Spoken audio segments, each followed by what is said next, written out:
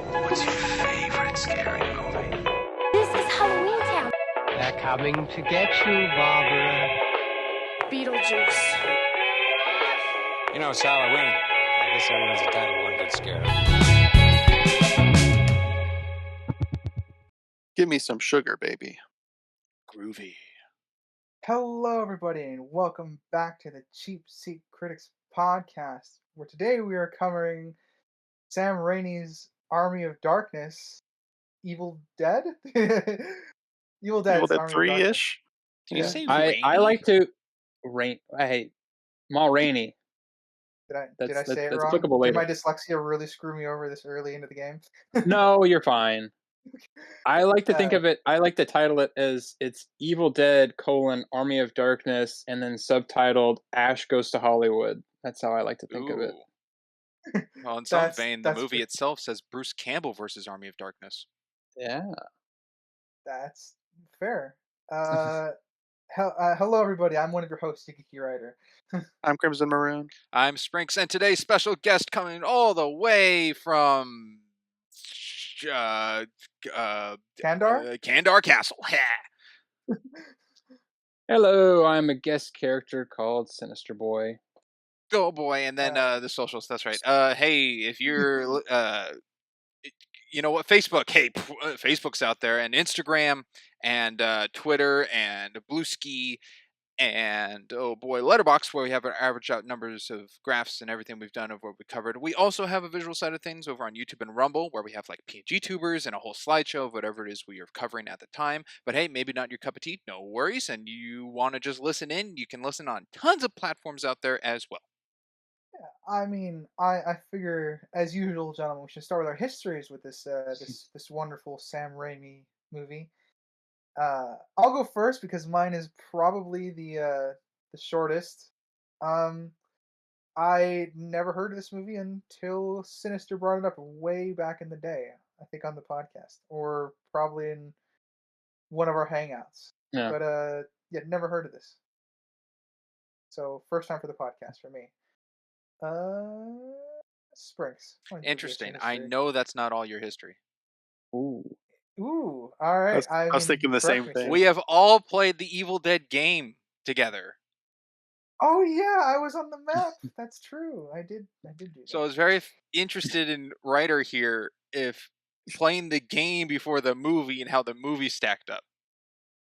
Seems like they got disconnected. They did get disconnected. Yeah. But yes, I have seen Army of Darkness. This is my second time now. First time was during a marathon back in 2023, I think, with Crimson and Sinister, where we went through all the Evil Dead movies and then watched the remake Evil Dead and then Evil Dead Rises. Actually, we didn't watch Evil Dead Rises till the year after. Oh, that was the year Yeah. after? Oh. Yeah, that was enough. Yeah. Yeah. I guess we're all But- getting a summer history fact check today. Yeah, you know. Guest Sinister. Why don't you go first? Oh yeah. See, I have seen all the Evil Dead movies. This one is probably tied with the first. I think I've seen the first one more than this one, but they might be close within one or two times. I think I've probably seen this 4 or 5 times. I've definitely seen the first one more, but so yeah, and I played the Evil Dead game as a level, from this movie, and yeah, that's about it. To add on to history for Sinister, you Mhm. also have an Evil Ash figurine. I do have an Evil Ash And figurine. an Evil Ash Funko Pop. There you go. I wonder what people are going to pile onto my history. The last time I saw this before covering it on the podcast was our marathon that Sprinks mentioned. In total, I've probably seen this in its entirety 4 or 5 times. I've seen clips here and there when it was on TV, but in its entirety, probably 4 or 5 times.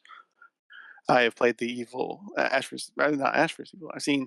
I played the Evil Dead game. My God, Oof. I'm combining the Man. show with the game, and I've seen the show.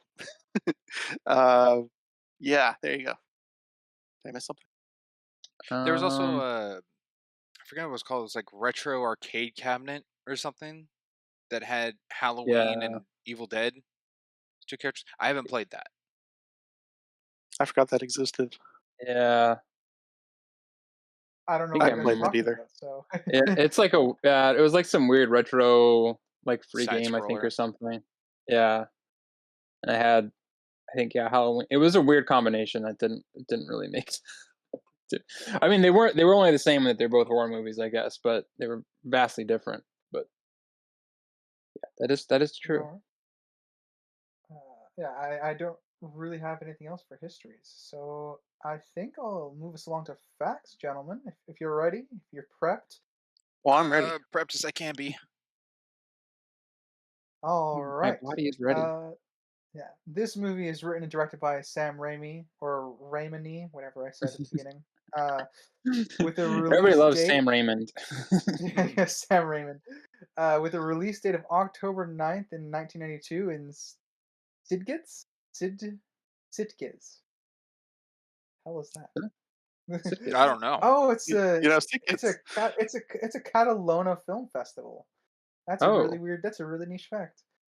And for I don't the even know that rest of the world being the United States, it was released February 19th, 1993, with a runtime 81 minutes for those of us in the United States, 81 minutes in the international, 88 minutes in the international stage, and a 96-minute director's cut. So there's a fair few cuts of this film that are out there. Mhm. Oh boy, I think I watched the 81-minute version. I didn't realize there were so many I- different I versions. did. I watched 81. I mean, that's like the standard one, the 81. Yeah. I think the main difference with the overseas one, or the 87-minute one, is that it has the alternate ending as so that adds like an extra like 4 or 5 minutes. Interesting. All right. This movie had a budget of 11 million and a box office of 21.5 million. So doubled its money, though it didn't make that big of a splash on the market. I don't even know if it made it. It didn't even double. Well, I mean, even if it did, but I it is mean, 80s though, so yeah. I don't. Not 92. I don't know how much advertising they. 90, yeah, sorry, 93. 93. Yeah. 92. So, well, released in different places in 93, but originally in 92. I just marked it down being a Universal movie. This was before Jurassic Park. Yeah. But also, though, you got to account for, because it doesn't account for DVD, or not DVD at the time, VHS and rentals and all that stuff. That adds That's some also money true. to it. Marketing after. Yeah. Merchandising. Yeah. So it probably made back the money eventually. That's fair. But where's Evil Dead 4? We watched it. Yeah, that's a 2016 one, right? It's Evil Dead Rise, yeah. Yeah. I'm gonna skip that one. I mean, maybe that's how we'll end our protracted series of going through all the Evil Deads eventually. Maybe that's how we'll end it with the new We'll one. talk about, you know, yeah. Who knows? Who knows? We'll drag Sinister in for one last ride with that one. Don't even threaten me with that. Careful, your subjective is showing. Yeah, I know. Yeah. Yeah. All right. So, writer-director Sam Raimi originally wanted this third installment titled The Medieval Dead, but the studio refused. He then settled for Evil Dead 3: Army of Darkness. But the studio stopped the Evil Dead 3 dropped the Evil Dead 3 portion, so the movie could pass as a standalone. Video interference. Yeah. Yeah. Medieval Dead is a better title. Yeah. Medieval Dead is a better title. It is. Following the success of Darkman, which grossed $48.8 million on a $14 million budget in 1990, Universal was willing to give Sam Raimi a budget to make another Evil Dead movie. So we still got one. That's probably why on the poster it says from the maker of Darkman. Yeah, Darkman was a bigger film. Yeah. Sam Raimi co-wrote the script with his brother Ivan Raimi, who had also worked with him on Darkman and would go on to co-write with Sam on Spider-Man 3, Drag Me to Hell, and Ash vs. Evil Dead. Wow, there's a lot of kind of no-hitters on that first three. Yeah, just Spider-Man 3, not the first two? Yeah, apparently, yeah. Oh, I guess we could blame Ivan then. All right. Yeah. Yeah, looks like Ivan's gonna get some blame. Then Blame him again, we for got some giving us a iconic great memes out of Sandman. it. So yeah, Well, That right would- up there with a Venom, so you know, they hey, might counter each other out. gotta take the good with the bad. You know. another early draft of the script saw Ash losing an eye and would have has shown more of Ash's personal life at college and work. Given how this film ends, I actually think some of that would have been useful. You got the trunk. Maybe they do retcon a Yeah, bit well- in this movie. Well, yeah, they retcon Yes. like every movie. There's a lot. Yeah. Every movie retcons the previous movie. Yeah, I mean, this movie some didn't degree. open with Yeah. him blasting a demon flying at him and out of the sky with a bunch of people running around in paper mache armor. And cheering on. Yeah. You know. 'Cause, that is definitely what I expected after the second film, and I'm pleasantly surprised this was far better looking. I think this got For the way most more of a budget than the second film, Well, yeah. but it also really changed the tone of the movie. Yes. My last fact before I turn this over to you, gentlemen, is tobacco smoke was constantly pumped through a tube up through Bruce Campbell's pants and shirt so that the chainsaw was always running. Interesting. Weird that it was tobacco smoke. Yeah, I Maybe didn't cost know that one. efficiency. Maybe. And this is Maybe. also a good place to drop that I found all these facts on the internet. Audience, please take them with a grain of salt. Mhm. As always. And with that, I shall turn it over to you, gentlemen. Doth thou have any facts to give? Did you know Bruce Campbell's a pretty cool guy? Okay, really, Groovy. you give Crimson the limelight and says stuff like that. Did you know? Am I That's why wrong? I give Did him you the know Bruce limelight. Campbell doesn't show the screen a California license in this movie? You're best. Uh, Do you have a California Sinister. license plate?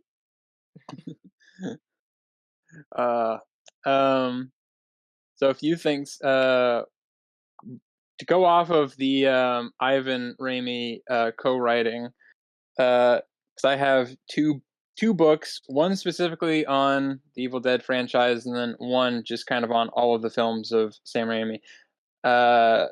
And in one of them, I believe it was the Evil Dead Companion, because it has a lot of interviews or like takes quotes and stuff from interviews. So again, grain of salt. They might have been misquoted, but these are the words that were printed.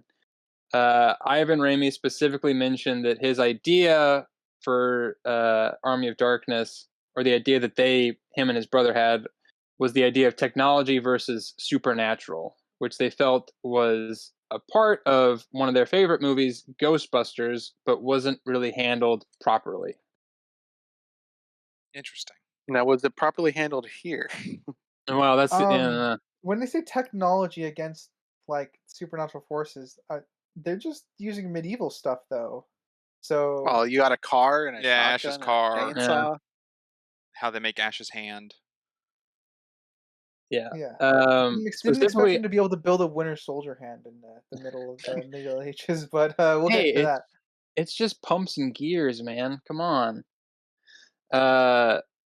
Yeah, specifically just in the ideology of that most of the time it's the reverse, that technology is the bad guy and the supernatural wins, like in Star Wars, the Force versus the Empire.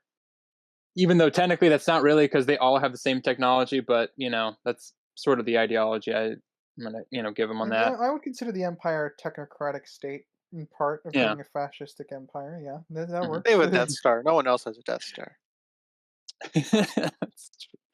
They have several Death Stars, all in differing stages of development.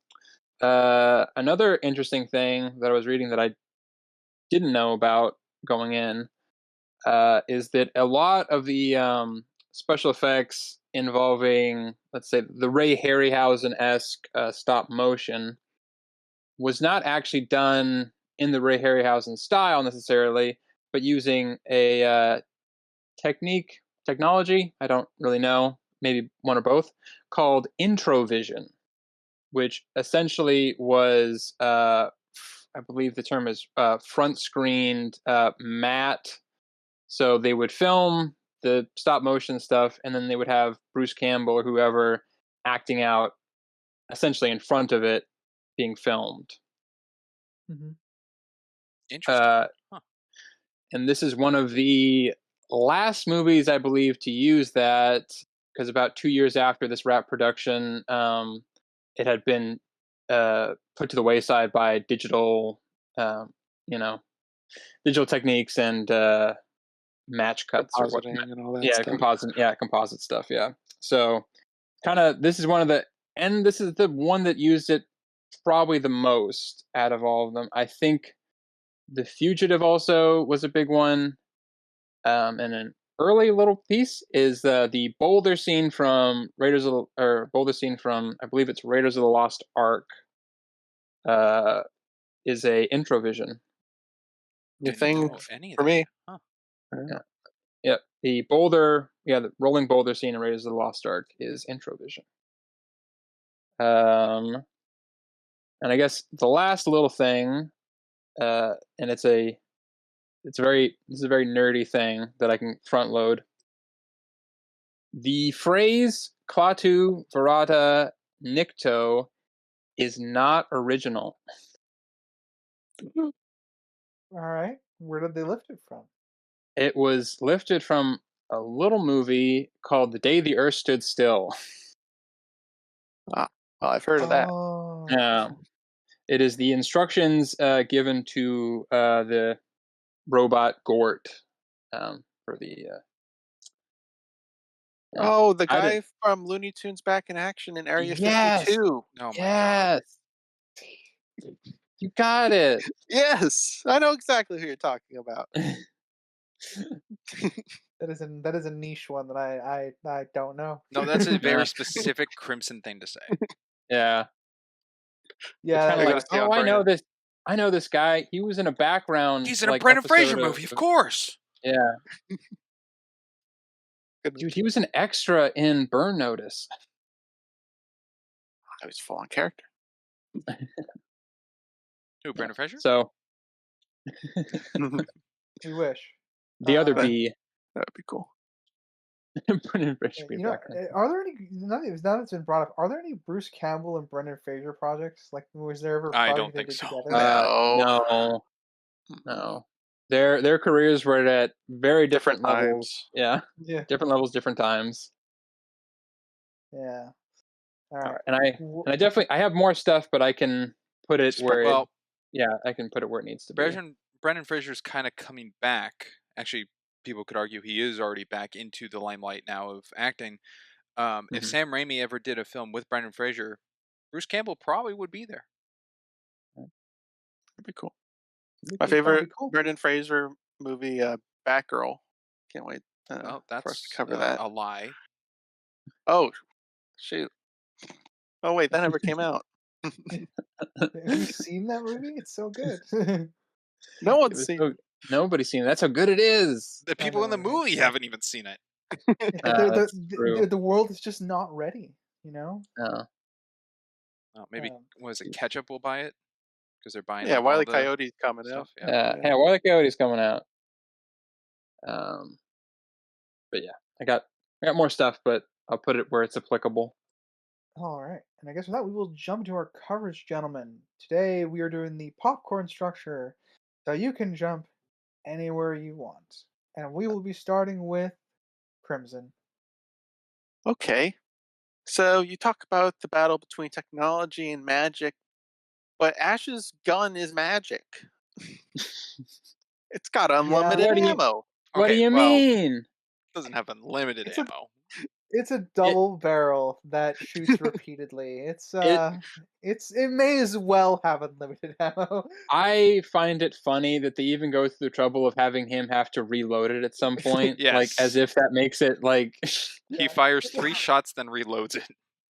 Yeah. At the pit. And then at the very end with S-Mart. Oh, that carbine fired it's 30 like 30 rounds. Yeah. Yeah, 30. Yeah. Oh, did you count it too, Sprinks? Or was that just a random number? I watched it 3 times. It was hard to tell. I know it was at least I got 30. Okay. Yeah, I got you when I did It might be like 31, 32, but So yeah, magic gun. 30 plus shots. Yeah. So no wonder the technology wins. The technology is magical. Technology is just magic with an answer. Technology is just magic with physics. Yeah, I'm in agreement. That's one of the problems that I think plagues the movie. I uh I think I'll go a broader topic for myself. I was surprised at how good the writing was. Does that make sense? At least for like Well, Bruce coming from Campbell's you, character. I know. I think going off the first two, I think I was expecting more I camp. had an expectation having seen the first two, and I think this film does a really decent job introing well the situation and everything Hmm. else. See, I think my problem, I have some writing issues with it. Not so much in the story. I think the story is fine. Some of the line reading, though, or some of the lines, kind of giving, because there's a. I feel like in the first two movies, a lot of the story kind of dictates, or I'm probably gonna get this mixed up. So if somebody wants to jump in and save me, you more than welcome. Oh, Uh, so that kind of the action. So like the action dictates kind of how the story goes. Where you go to a abandoned cabin, da da da da, and then it's kind of like Ash is playing catch up most of the time. He's reacting to a lot of the situations, not so much dictating how they go forward, right? Yeah. mhm. Whereas in this one, he is kind of pushing the plot along, which isn't bad. I don't think that's necessarily where it gets in problems. I think the problem though is that they're not really used to having it be that way. So there's a little bit of overly hammy or kind of corny stuff going on. I'm not, and most of it is serviceable and it's fine. I don't have an issue with a lot of it. There was one specific line that I just like I caught it and I just couldn't stop thinking about it, which was it's like halfway through. It's after he gets done with like the graveyard and gets the book, where he just goes, "I'm through being their garbage boy. I did my part. Now I want back, like in the deal." Really did need to be stated.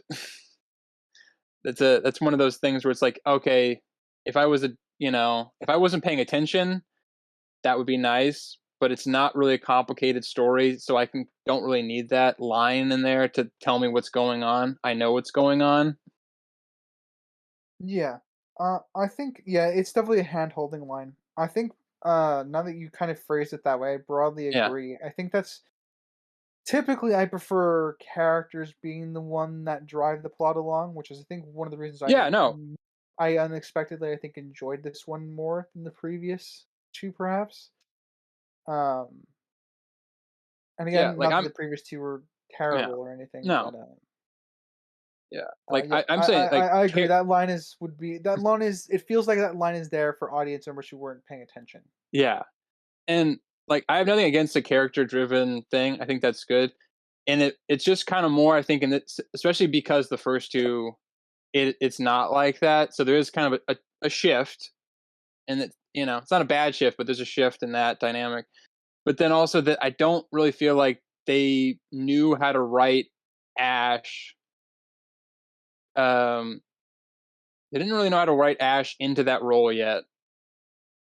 It works most of the time, but there's definitely some flubs here and there where it's kind of like he just doesn't. It doesn't really feel quite right, or it feels really handholdy at times.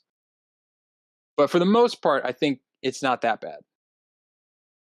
Well, Ash was almost a clean slate because in the first Evil Dead, which is pretty much non-existent in this Yeah. canon, um, he's he's nothing. He doesn't really have any character to him. He's just surviving.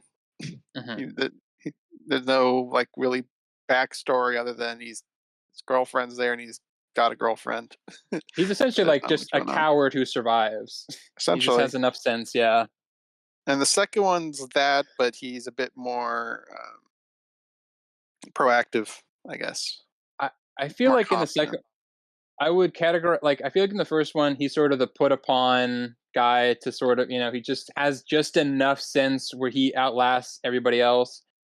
The second one, he's like akin to like a beaten animal almost. Like he's just constantly reacting to everything and having to, work around it. And then this third one, it's a very, very different bombast. I think would be a good, he's the hero.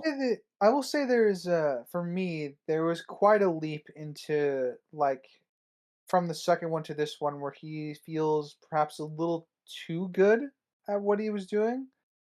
Yeah, that definitely happens in here. Springs, what do you think about the versions of Ashes we get? Well, I'm How going they back to the utilize them line more?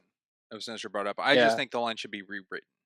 Well, yeah, the because line needs to be rewritten. it is being stated for those, I guess, not following along. But I just think it makes sense to me that when Ash believes that the Necronomicon is what's going to get him home, and he gets there, and there's pause amongst everyone to lash out that the deal seems like it's broken. That makes sense to me. But just restating what's already been shown is the part that's just needs to be tweaked.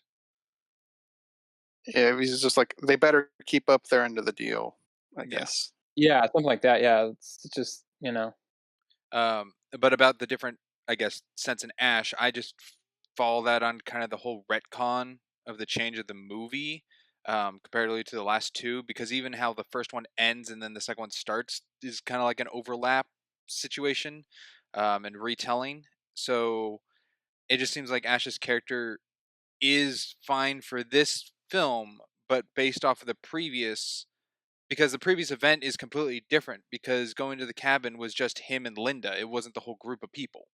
So that changes, I guess, all the dynamic of everyone interacting with Ash previously, because this Ash doesn't have that. I don't. Yeah. Was it the second one where he was also just with Linda? Yeah. Yeah, the second one was yeah. also just Linda. The first one was the group. Second one was just him and Linda. Okay. And then you had the archaeologist's daughter and the other guys that show up. But they're not even in this recap. It's just Bobby Joe, yeah. Like I was remembering Bobby Joe. someone we called by a different name the entire time. Bobby Joe, Jake. I think the guys, the archaeologist guy name was like Crombie? Pete or something. Oh. No, that's the main guy. Or the dead guy. I don't. Professor Crombie, the dead archaeologist. We already covered that movie. Go watch it. Yeah, check out our coverage. Or Yeah.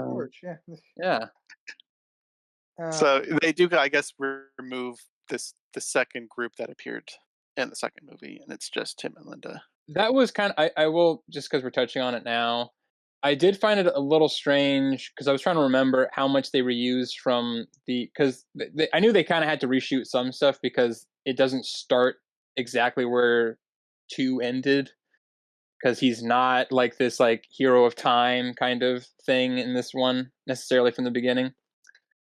I kind of feel like they could have reused some more of the footage than they did ended up using. I don't feel like they had to reshoot everything. They could have, but it did give kind of just a quick into getting to the start of this film. Yeah. I guess the main thing, though, that they had to reshoot for would be because the book changed for a third time. That, not for the better. To me, that's an issue of showing the new book first, the new Necronomicon, and then showing old footage from the second movie of what the Necronomicon used to look like in the next shot. Yeah. I do know a fun fact on that was the guy. I don't know if he did the first. I don't think he did the first book. I think he did the second book, which is probably my favorite. They brought him back on to make the book again, but they gave him 1 weekend to do it. Oh. And so he made it. Unfortunately, he made it too small, and they wanted the bigger one for the gags in the the middle of the movie. And so what they ended up doing is just for the real book, they took the 4 pages that encompassed the one that he did make that was smaller into just 1 page. So that's why that didn't end up using. Interesting. So Yeah, this neck I and mean, nose I doesn't don't look know. great. I'm surprised they just didn't reuse No, the it doesn't. prop, to be honest, because that's Yeah. still technically saving budget. I mean, I guess it could be destroyed by then, but Was the second movie done through Universal? No, that was just the Dino De Laurentiis company. The Okay. reason the reason it's a combo with Universal is just because they did Darkman, or Sam Raimi did Darkman with Universal, and they had a deal essentially where they were like, okay, we'll do a co-production. And I think originally it wasn't a co-production. The co-production happened because Dino De Laurentiis Studios only gave him like $7 or $8 million to do the movie, which they knew wasn't going to be enough. So then Universal ended up putting up half for like the 11 or 12 million or something, and then De Laurentiis put up the other half. Okay. I'm just curious if that has to do with licensing of any around No, the creation.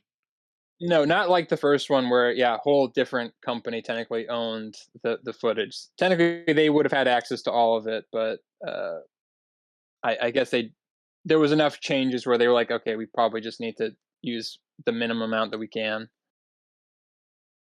Alright. Obviously, the most effects heavy stuff got in here, but some of the other stuff just simple reshoots. Which, speaking I of, do think the intro does a good job of introing the story, even if despite the inconsistencies. Like, if you did miss, for any reason, the two previous films, you were caught up enough to kind of understand what's going on. yeah, it's fine. It's just something where I was like, if you just kind of like, if you're really really watching it, which obviously, talking about on a podcast, we have to really watch the movie. Sorry, that's Proper not a job, good way. yeah. that's not a good way to state it. No, I'm sorry. I know. I was like, as I was saying it, I was like, that sounds like a jab, but no, I don't mean that as a jab. But like, you have to really, be paying attention. So, normally, if I was just putting this on, I wouldn't really care. But like, really watching, I'm like, God, the inconsistencies between how he looks and then how it starts, and it is kind of like, but that's what happens when you make a movie like 5 or 6 years later after the last one. Like, it's not going to be exactly right, but Well, yes, Bruce Campbell doesn't look like he's a high schooler on spring break. No, I'm. That's true. He does like a look good college though. student now, or He's a man. Yeah. He looks like a football player in this one, Or a PE linebacker, coach. or a PE coach, gym teacher. He's the gym coach. I could see the gym teacher. Yeah.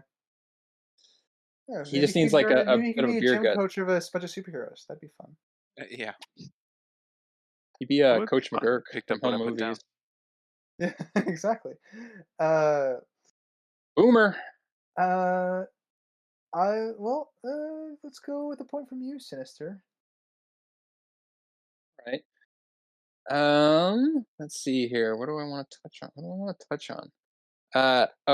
I forgot to preface this. But so I watched 2 versions of this technically. I watched the one I think we all probably watched was the 81-minute one, the theatrical cut, we'll call it. And I also watched the 96-minute one. Oh, so it was changed, or I guess added. Some of them, yeah. So I'm gonna a little bit of reliance because some of the big changes I know definitely.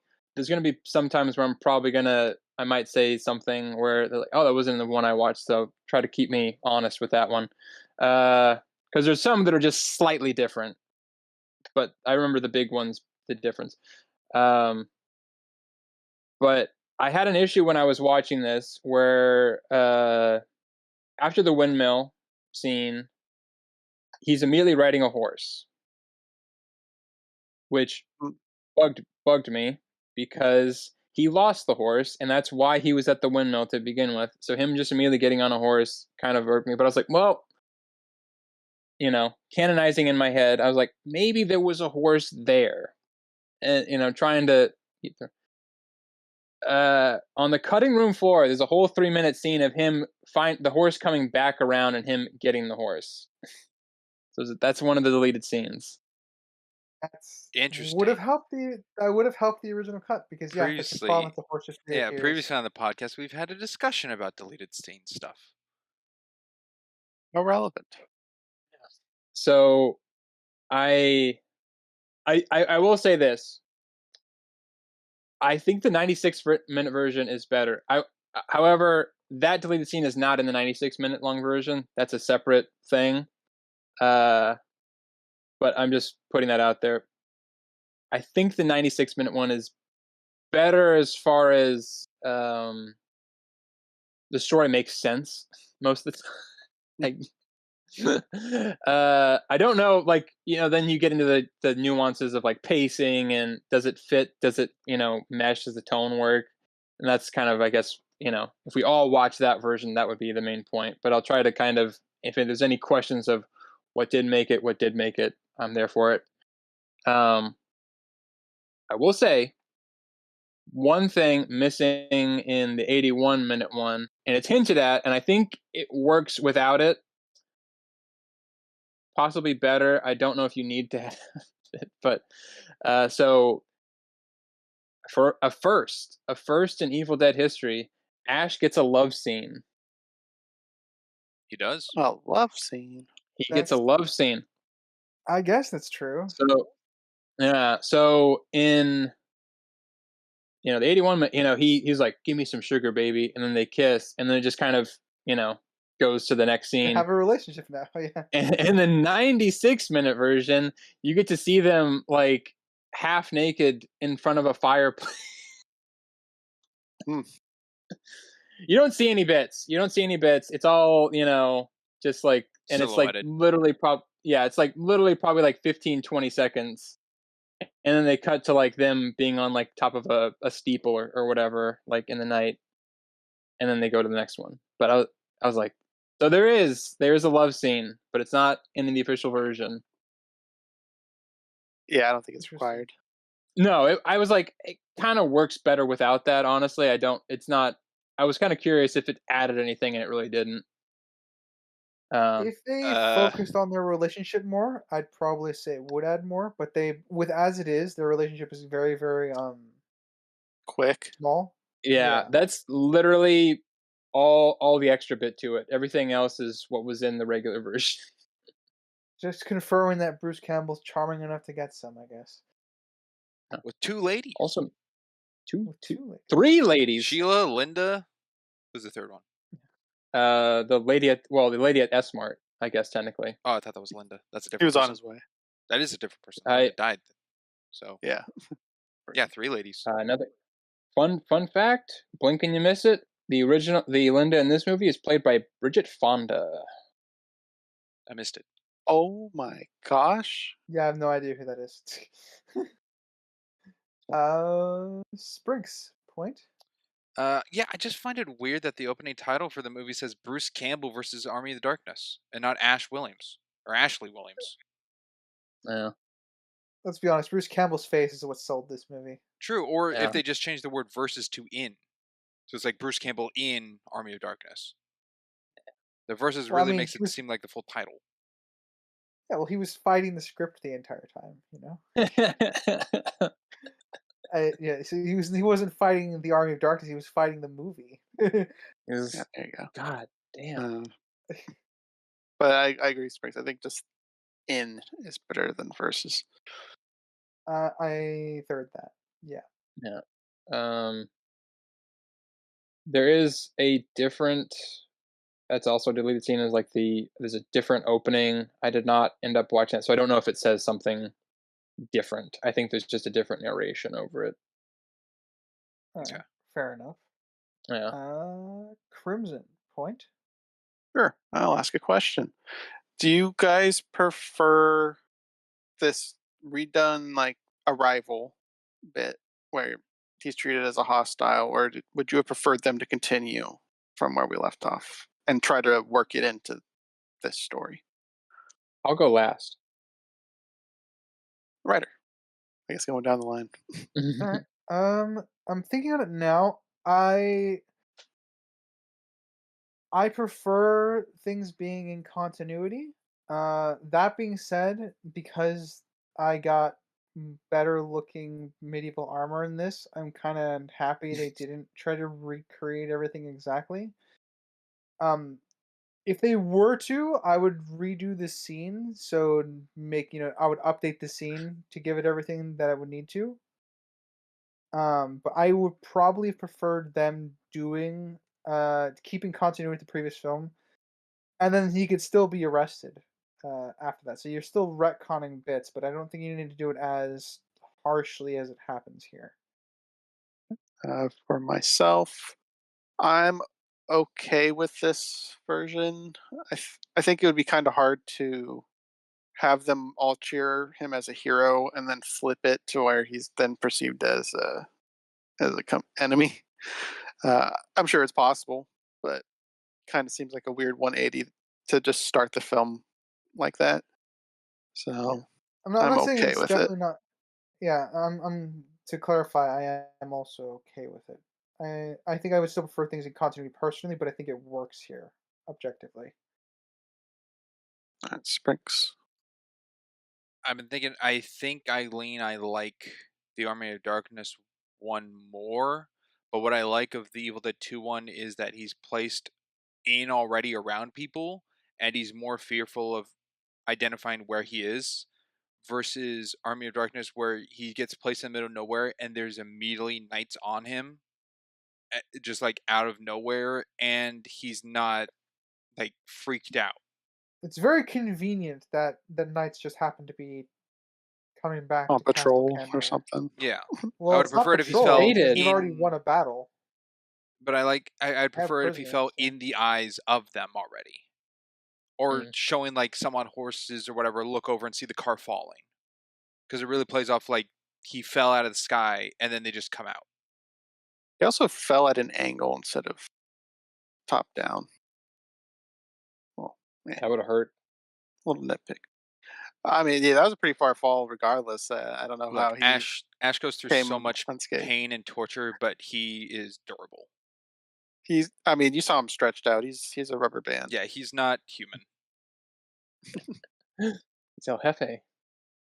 Yeah, hell, El Jefe. I prefer the Army of Darkness one with a few caveats, because I think it's good that he kind of starts off as a loser. He's kind of got build to something, which is important in in Evil Dead lore. He has to fail a bunch and then get to the meat of it. One of my caveats for it, though, is that I don't like that the wise man is kind of like, I think this is the chosen one, and then the king immediately, and this is a trusted individual, is then like, oh, he can't be. He's going to be King Henry's man because he's dressed nothing like him. Riding this metal horse without the head. That was I funny. don't understand. It's The knight stabbing, fighting it. stabbing the car, The calling knights- it a piece of armor is Pretty funny. It's pretty funny. It is funny.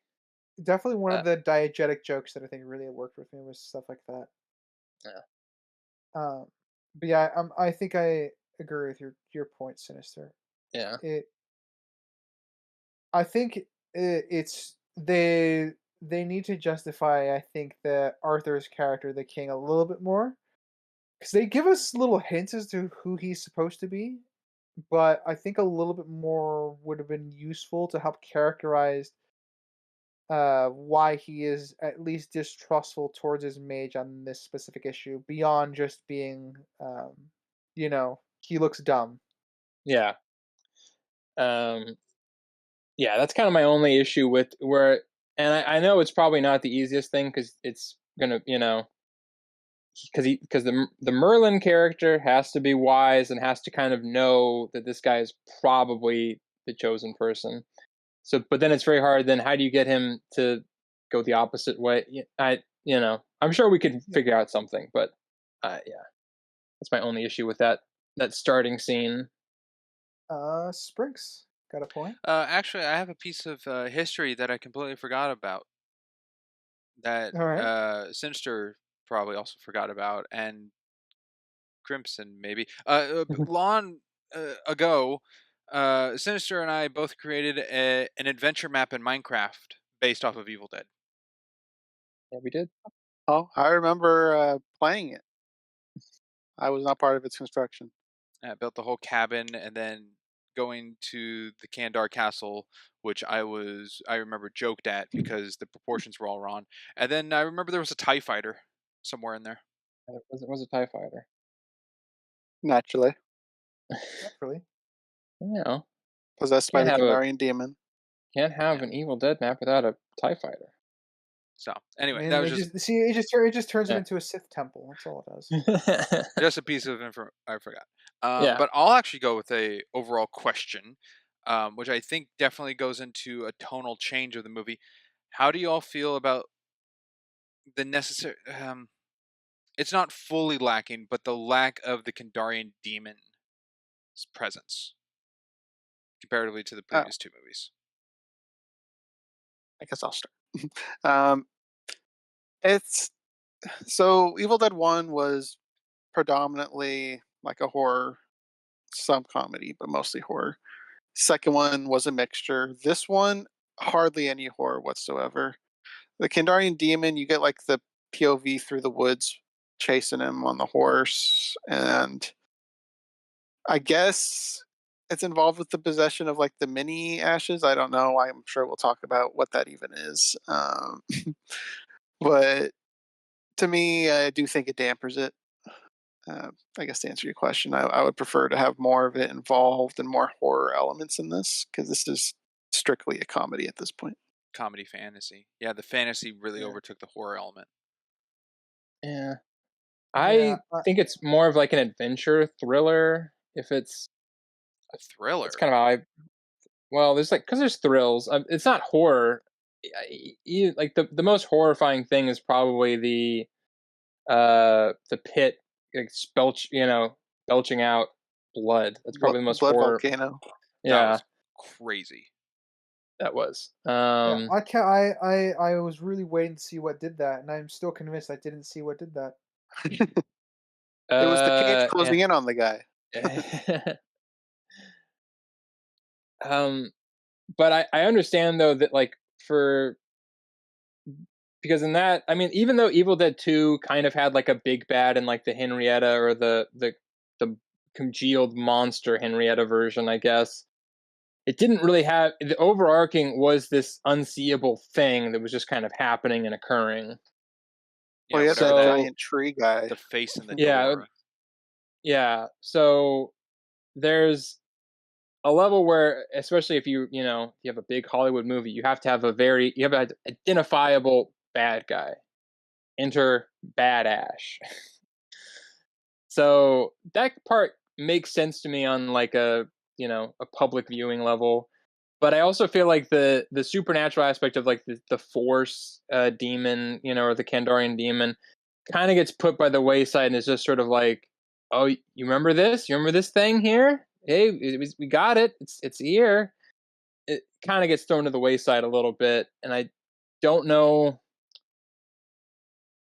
For better. Might be worse. I would have preferred more, but I also have inherent bias, so I can't say for any certainty. Yeah. Not to be an echo chamber with everybody here. No. It's definitely a genre change as far as I think about the lack of the Kandarian demon. That being said, it's kind of a trade-off. Like if there was an extra half hour to the film, I'm sure we can get plenty more Kandarian demon and stuff like that. But it felt kind of necessary because we were getting a bunch of characters in this medieval setting that are going to be a part of payoffs that happen at the end. Mm. So I view that as like the trade-off was kind of for the world building in a sense for the medieval time. Which is I think necessary to help ground us in the new setting. Um, that being said, yeah, it's definitely a genre change. I'm probably neutral on the change, other than just acknowledging that it objectively has taken place. Mm. I could probably get behind some of that. And what about you, Spring, since you're the one who asked the question? Yes, I wish it was more clear on the presence, because it is present throughout the film of like Deadites, possession of. I think Evil Ash gave like the possession to Sheila, but the chambermaid, I guess, who got possessed, and then the forced camera angle in the woods. It's all there, and then I guess like mini Ashes, but I wish it was more like overstated, or like Merlin, or um, like the monks of, or the old men of Kandar Castle brought it up. I mean, even Kandar to the Kandarian demon, like some kind of more connection other than it's all through the Necronomicon somehow. I just wish all that was a little more clear. One of the interesting things in the ending of the second film, right, is that the Kandarian demons have a much bigger presence. So like they're harassing the people of this area. Yeah. Is kind of the implication of what happens from the ending of the second film to this one. So I think the broader fix that where you don't have to rewrite your script as much as you can have people world building, and like you can have people tell stories about, like, the that the people are retreating to the keep because their farms are being destroyed, so you can hint that something's out there like affecting the world. Yeah. I That I might- think that's that might another, but help. kind of piggybacking off of that, I think that's sort of it, I kind of wish they had more of the presence that it kind of feels like they were implicated to have, because they definitely, and we're kind of, it's stated pretty much in this movie of, that like they fight the Deadites, and the Deadites are kind of a problem. In fact, like Arthur, gets mad at Henry because he's like, why are you fighting us when we have you should be fighting this. Which is kind of also another part that I kind of feel like would have been cool to sort of delve into a little bit more, but hour and a half movie, you got to get through as much as possible. So not going to stress on that one too much, but I feel like a bigger presence or implicated presence would have been better, but I end of the mean, day, yeah. for me, the big change is like just remove the little ashes, make that a horror sequence. I can't get behind that with you. I'm sorry. That's my favorite scene in this whole movie. Yeah, and funny enough, it's my least favorite scene. So yeah, Probably a good segue. yeah, what's a good segue? So the little ashes. The We little went ash from holes. yeah, pretty much. That to me is I think the worst part of the genre change for me. I don't find it particularly funny, though. That being said, I found it absurdly funny when Ash was drinking boiling water to try and kill the demon inside of him, when the stomach acid would already be doing that. So You not finding it very funny is very funny to me. yeah, that's fine. That's fair. Yeah. If I My were fair to lady. to give one last piggyback as we transition to the scene and to what Spring suggested. Yeah. Mm-hmm. I think this is the scene that should have been a proper horror sequence, because that would have fully established the bigger presence of the Kandarian demon, especially since this Kandarian demon is supposedly going to be the one that shows up as Evil Ash at the end. Oh, that even brings up a question of its own. Is Evil Ash Another the Kandarian question. demon? It's God, I don't want to. something. I don't have an explanation as to what else it could be, given with just the film. I kind of don't want to talk about it because it's somewhat in the show. It's sort of brought up, so I don't know how much I can say. I don't remember, so Yeah. I'll I say mean, my thought on it. I feel like you could say yeah. yes or no without detail. Well, it's yes and no. It's a hard thing. I don't really know. Okay, so Evil Dead when you universe say is yes very and no, confusing. there's different variations in Kandarian demons. Then is what I'm Yeah. gonna guess based off the book. So it would fall under the purview of a Kandarian demon, but it's a different type. Oh, interesting. I never saw it that way. This whole time, I think there's only one Kandarian demon the entire time. There are things that get possessed and changed, like Henrietta. or Evil Ash that are powered by the demon's powers, but they aren't the demon itself. Yeah, they definitely define that more in the show, but in just the movies, I have no sway if it's one Kandarian demon or not. I don't Yeah. think they draw those lines, so Weirdly, I'm when fine they with were it being one or not. forced to serialize things, everything kind of made a bit more sense. Or had to make a bit more sense. That is Uh, very true. yeah. But I would point out that the Evil Ash does kind of break a rule with the Deadites, and that's he got dismembered and still is alive. Well, a bolt of lightning. Yeah, he came back. Yeah, Bolt of lightning. evil lightning. Well, Yeah. the caveat, the only like in-world explanation I have for that one, Crimson, is that I might have to do it because the books kind of broadly start reactivating. So the Kandarian demon was defeated, but the books reanimate the dead. Well, So that's why but the then he demons was come Wait, back. what do you mean he was defeated? technically because he was cut up, but he was technically still alive after he cut him up because he was still talking. Well, Linda's head It fell wasn't- off previously, and she's still alive. And that's also part of the broader Well, problem. that's that, like, it because does- only her head was cut off. Her limbs needed Not- to be cut off. That's part of the rules. Ash's of it. hand got cut off, and that's still alive. Yeah, it wasn't the whole body. What the book said in the second one was you have to dismember the whole body or burn it. In this, we see he dismembers him. He And doesn't burn burns him him. though. Well, So- he shoots him. He No, shoots he him in lights the his face on fire. He shoots him in the face. Oh well, you're talking about the battle scene. Yeah. the fire. Well, yeah, that later Yeah. part. So they aren't really consistent with the rules of how to like permanently get rid of a deadite with Hey, it Evil ain't Ash. so. I will not come. Turn the lights on. Deadites were just stronger back in 1380. Yeah, they were. Yeah, I guess so. There was more There's no way to mystical take magic. It's not the worst thing because I mean, if we're objectively, it's not good, but it's consistently inconsistent at the very least. So there's something to be said about that, I guess. But yeah, it's not great. I don't know. I feel like if they're going to break a rule that's established, they need to explain that it was a spell when the book was activated, or something. Yeah, Yeah. I agree. Like I said, I can infer that it might be the book, but because it directly contradicts a rule, I think that would need to have been made a little bit more explicit. Well, they also And kind of need to. it could be a throwaway line too once, because I feel like Ash should be surprised to see the evil version of himself, and then they can have an exchange, which could unveil that information or something to that effect.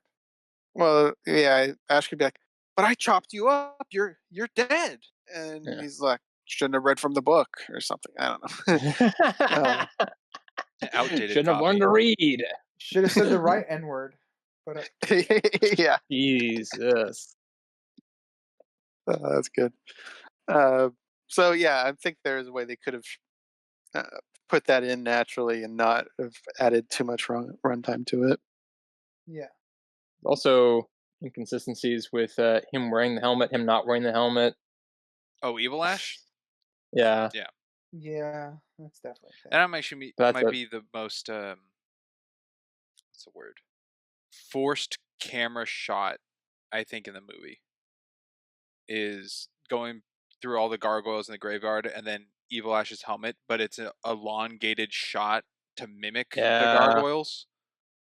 Mhm. Found that very Really tacky. I think I know it's what the you're only- saying. Yeah. It's really the only bad shot in the whole movie. Not great. Yeah. I get the point of what it's trying to do, but it looks really bad. Yeah. Yeah. I will jump to a small bit that I really liked, which was the exchange between Arthur and what's going to be Ash's gonna put this in quotes, love interest for this film Sheila. about how her husband, Sheila, about how her husband died in the battle. Brothers. No, it was her brother. Her brother. It was her brother. Okay. Yeah. Okay. See, Yeah, that whoa, makes- Ryder, they aren't that- Lannisters. that makes it better. But it was very, very efficient storytelling to build up who this character is and why she would then hurl a stone at Ash to Yeah. make him fall into the pit. Because she thinks he's one of Henry's men. Which I guess I quite like. And I do have a fun fact about that scene, if you don't, Sinister. I don't believe so.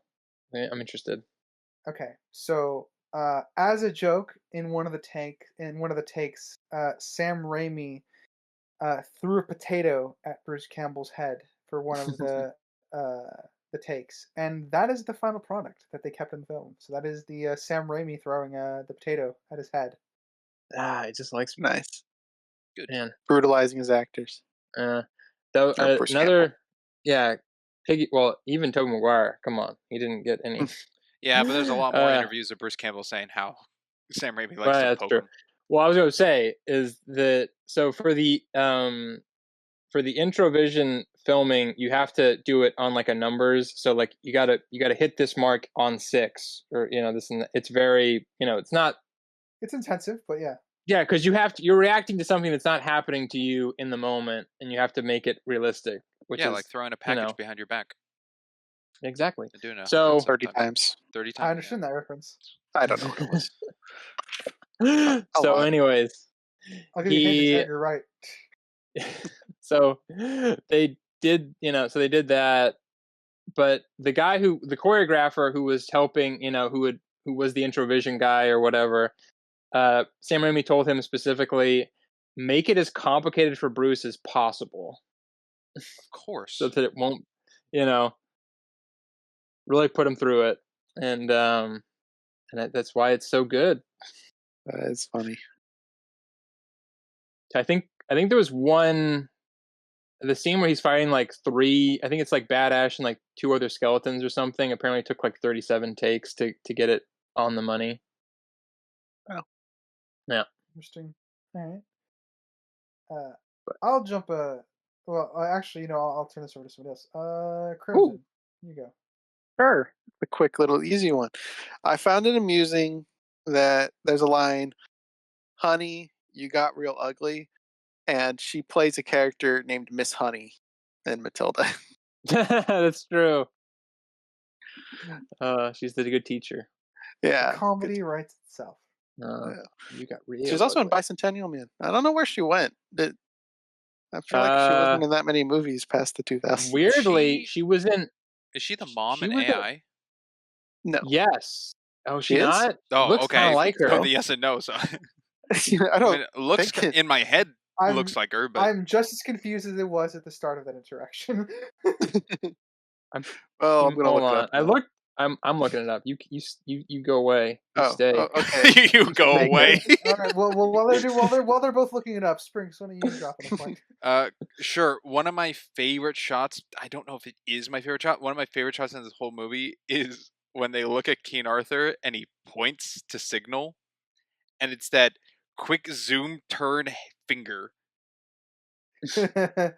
Yeah, to add tension and action. No, she is not the mom in AI. Oh, okay. But she's also in Schindler's List, which I believe she was filming around the same time as this. So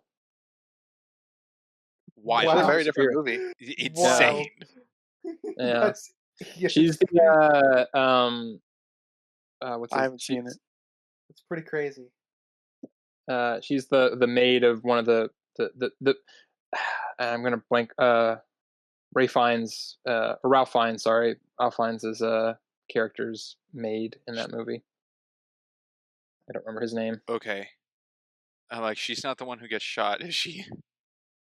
I'm not gonna say that. Spoilers. Okay, well, Yeah. sorry. Somebody Sorry, hasn't seen spoilers that for movie. Schindler's List. That's I haven't seen it. Hasn't seen the bad guys of World War II yet. people have said that's one of the best death scene or playing dead kind of things. for that movie. I mean, it's way better than Dark Knight Rises. So yeah. Yeah, still the worst death ever. Oh, One. I know got it. exactly what I'm you're like, talking which about. one? Yeah, Yeah. Talia was terrible. And Good also, actress, she just can't die. Is the problem. she also gets credit because she's also she's not in the Sam Raimi Spider-Man movies, but she's in the Andrew Garfield Spider-Man movies as Mary Parker or May Parker.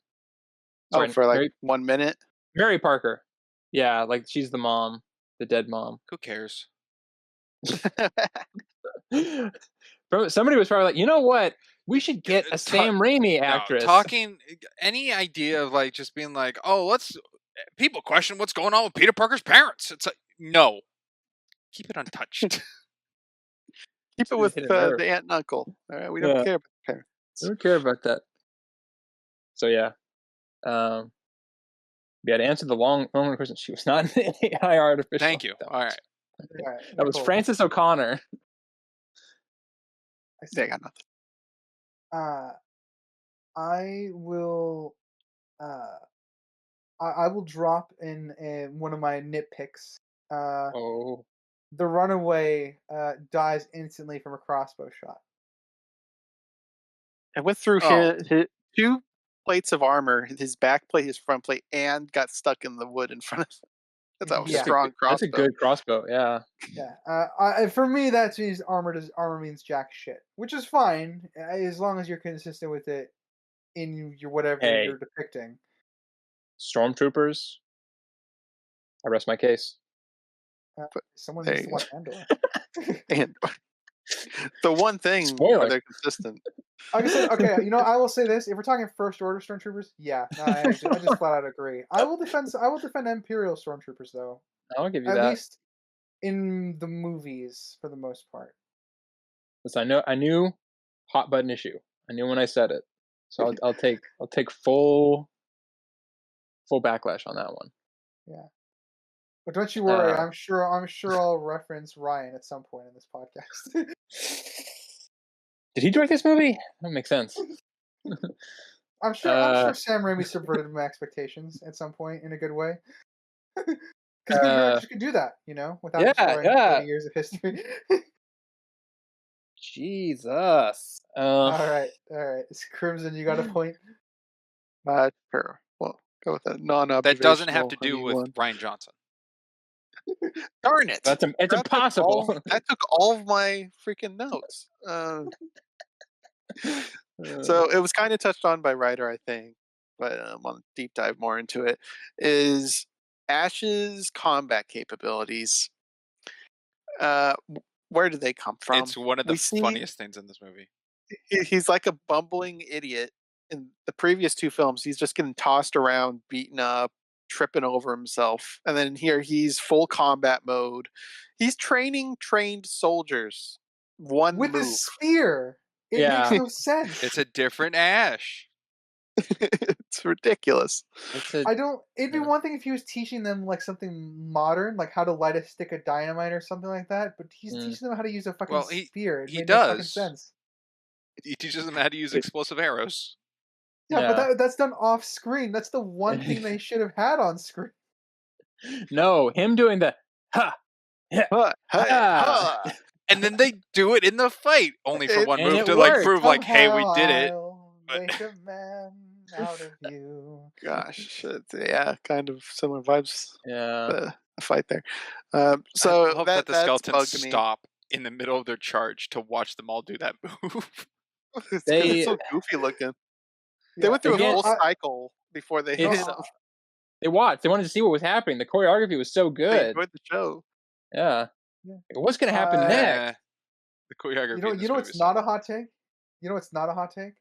Oh, this battle against the Army of the Dead is better than the Battle of Winterfell from Game of Thrones. I can actually see what's going on. I cannot believe they actually use the resources they have on hand. You took the words right out of my mouth. I was just thinking, no. Oh. But it's true. I'd agree. Well, hey, this is a lot brighter. I still like Arya sneaking around, which I don't know if that counts as part of the battle. It doesn't. Are we talking about the same one? The one you're talking about is the one that you couldn't see what was going on, Oh, right? It was just hang pitch on. black. Yeah, so, you're okay, got it. So let me correct you. The Yeah. trebuchet is inside the wall. Yeah. Already, we're doing 1,000 times better. Catapult, not trebuchet. You're right, catapult. It should have been a trebuchet. Well, if it's trebuchet, 1300 it's on the AD. front lines. Fair. Is that how that works? That's how it works in Game of Thrones. Wow. That's how it worked in Game of Thrones. That's the opposite. It should. And There's a reason why that battle is And the Dothraki terrible. just running out like, oh, we got it, we're fine. We don't even need torches. Number 2 is like all the people who were at the castle were inside the walls. They didn't have to leave. Or what about, I forget her name, the small the leader of one of the houses, just a small girl who just charges a giant. What? Like Ugh. Mormont. Terrible. Prince Caspian, the catapults were not in the back. Prince either. Caspian, they left their troops to die. This is the first time anybody's talked about Prince Caspian since that came out. I just want to state that. The only reason Reaper Sheik survived is because he could fit through the bars. Yeah, funny enough that we have brought up Prince Caspian on the podcast before. That's insane. That should never be brought up unless you're covering Prince Caspian. Okay, you know what? It has Peter Dinklage. I love Prince Caspian. Of course you would. Oh wow, he said the love. Oof. I know. I said it. I didn't say it was objectively good. I said I personally love it. There's some good bits in it. I'm not going to bash it too much. It's I'm not. It's no Dawn Treader. Not to get Dawn Treader. Please, Voyage of the Dawn Treader. Please say its same full name. I'm not giving respect to it.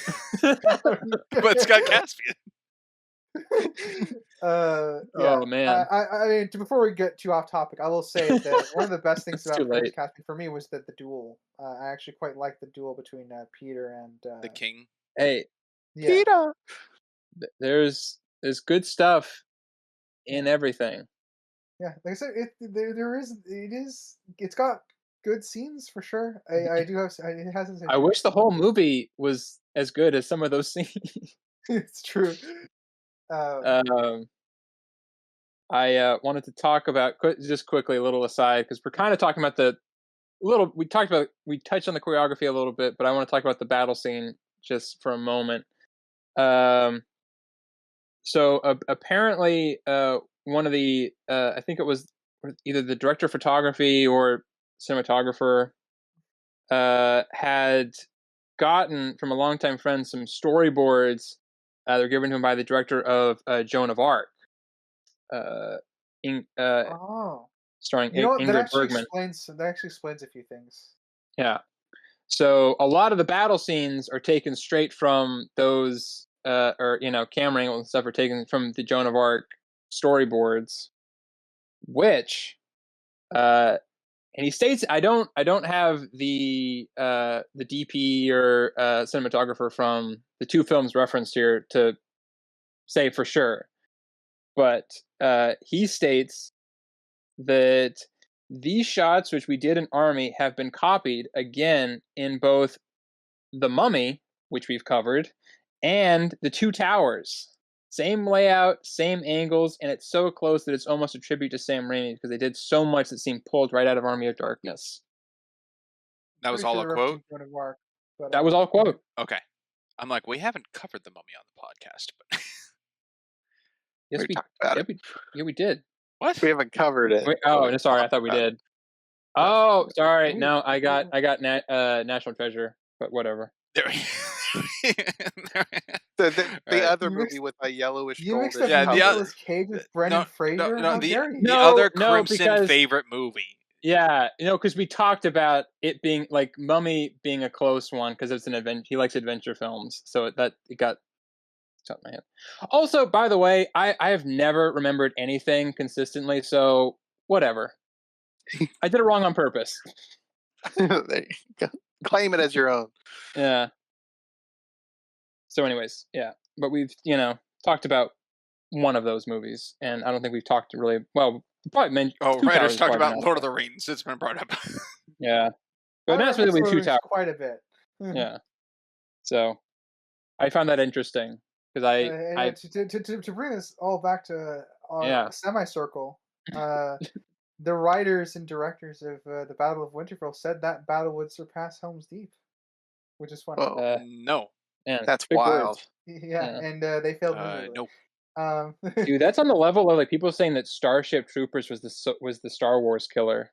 That's bigger than brutal. Star Wars. Galaxy Quest was the Star Wars killer. Okay. Sorry, Pretty but sure Disney was the Spaceballs? Star Wars killer, to be honest. But what about They are the what was crown that? champion. Heard about Surge? That's the Halo killer. I'm Don't pretty you know sure what that Halo is? Killer was the Halo Killer. Yeah, Oh. Halo 2 was the Halo killer. But yeah, that was All right, cool little we stuff. will drag us back. It's a direct Another screaming. yeah, drag us back to Kicking and Screaming. I do like some of the parts of one of the gimmicks of the battle is like Bruce Campbell's character. I forget his name for some fucking Ash Williams. Yeah, there we go. Yeah, see, I recovered. Thank you for making my faux pas not nearly as bad now. I appreciate Don't that. worry, No, I it gives screw more up names all proof the into time the on title. podcast. Gives more proof into the title that it said Bruce Campbell. You know, that's what Yeah. that's what the He's audience is playing going himself. Yeah. He is. But when Ash is like super hyped up and King Arthur is just not reacting at all, that to me was another comedic bit that I quite enjoyed. Because Ash is just not reading the room. Not the first time, not the last time. Maybe a fact check for you, Sinister, if you know it. How many characters does Ted Raimi play in this movie? Well, At least 2. Okay. So there's a little bit of a discrepancy, which I picked up on, and probably some of the others you also picked up on. Is technically he plays if either 2 or 3, because there's a cowardly warrior when they're all like, "Oh, we gotta leave the castle," but then his outfit completely changes. So I don't know if it's the same person or if it's a different person. Because then he has like the blonde wig, like He's got the beard. the beard, and the other one he had the helmet and the hair and black hair. So I don't know if it's supposed to be the same and they just continuity changed. I don't know. It's the same thing in the 96-minute version. So I don't know. Oh, could be. And then Did he do any plays. Deadite stuff? Not that I'm aware of. I do know. I think somebody body doubled for Bruce. I think it was one of the gaffers or something. It wasn't Ted Raimi, obviously. And I don't think he did any of the Deadite stuff because most of the stunts in this required backflipping and all that stuff, so they didn't really use Ted Raimi for that. But he's possibly 2 warriors, maybe just 1, and then an S-Mart employee. So 3. 3 for sure. Okay. Interesting. All right. But I don't know. I don't believe he did any Deadite stuff. I think most of it was actual, like trained stunt people. Actually, this was a non-union production as well. I will say, you kind of reminded me of one of my notes, Sinister. I had to go find it because I didn't remember where it was. When you brought up the battle imagery, like cinematography, was like aped by Lord of the Rings. I know for a fact that the troll sound effect was used in this, and I had to go find where it was. But I think it's after the Wiseman tries to get Ash to repeat the words and get the book. I like that there's like the troll sound effect from Lord of the Rings that's there. That was funny. I almost thought there was a Wilhelm scream, but it wasn't. It was close, but it was not the same. Yeah, there was That no would be Wilhelm welcome in this film, though. No, the It would closest fit. one. Yeah, there was like when one of the skeletons gets thrown over like the stairwell thing. It makes a similar, but definitely not the same kind of scream. Sam Raimi would never duplicate anything ever, obviously. No. Spriggs got a point. Sure. Being as popcorn, this shouldn't be a big problem of just to put things into hindsight. But at 5 minutes and 35 seconds, Oh God! when Merlin is holding the chainsaw and reflects it off of the sun to then transition to the sun for the next shot, I think is my favorite transition in the whole movie. And I wish there was more transitions in this movie. Oh, that brings up a thing. Yeah, that's good. How many different chainsaws do they have? Because it looked like there was a Probably. couple different ones. I think with like props like that, usually there's like 4 or 5. I think because they also have to do different things. Some like one of them has to like One could be rubber. Yeah. One more solid. Yeah. Yeah, probably. I don't have a specific number. I couldn't find that. That wasn't in any of my readings of how many props. Unfortunately, the other last ones did have that, which I was kind of surprised that there really wasn't for a studio heavy, and especially a Universal studio heavy production. Wasn't a lot of interesting little tidbits. Yeah. Mm-hmm. Oh, this says unfortunately this not going to be able to find a good roadway into here, but interesting thing. This came out. So the first 2 movies came out unrated because they would have gotten probably an X rating if they were put out. This one they really wanted a PG-13 rating. Did they not get it? No, they did not. R. This was rated R, which, and I have no proof of this. He did say fuck, which I was like, I can't. I was like, did he say fuck in any of the other movies? I can't remember. I don't think so, but they say fuck once, and I feel like for the one use you can use in a Get the fuck out of my PG-13, face. they used it in a terrible place. Get the fuck out of my face. Well, he also says the B word. He did say bitches. Yeah. Yeah, but you can say bitches in a PG-13 movie. Yeah, you're talking about dogs. Would that count as your one curse? No, it's not one curse. You can say fuck once in a PG-13 movie. Yeah. And there was some movie I watched the other day. No, you can say curse words. It's fine. There was one movie I watched the other day that had 2 fucks in a PG-13 movie, and it really surprised the hell out of me. Can't remember. Well, because one of them was a guy's name. It was Fuchs, and they misspoke. But for his first name was Holy. But for saying it once in this movie, I feel like it was in a bad placement. It did kind of catch me by surprise because I was like, I don't remember him saying fuck, but I was like, anyways.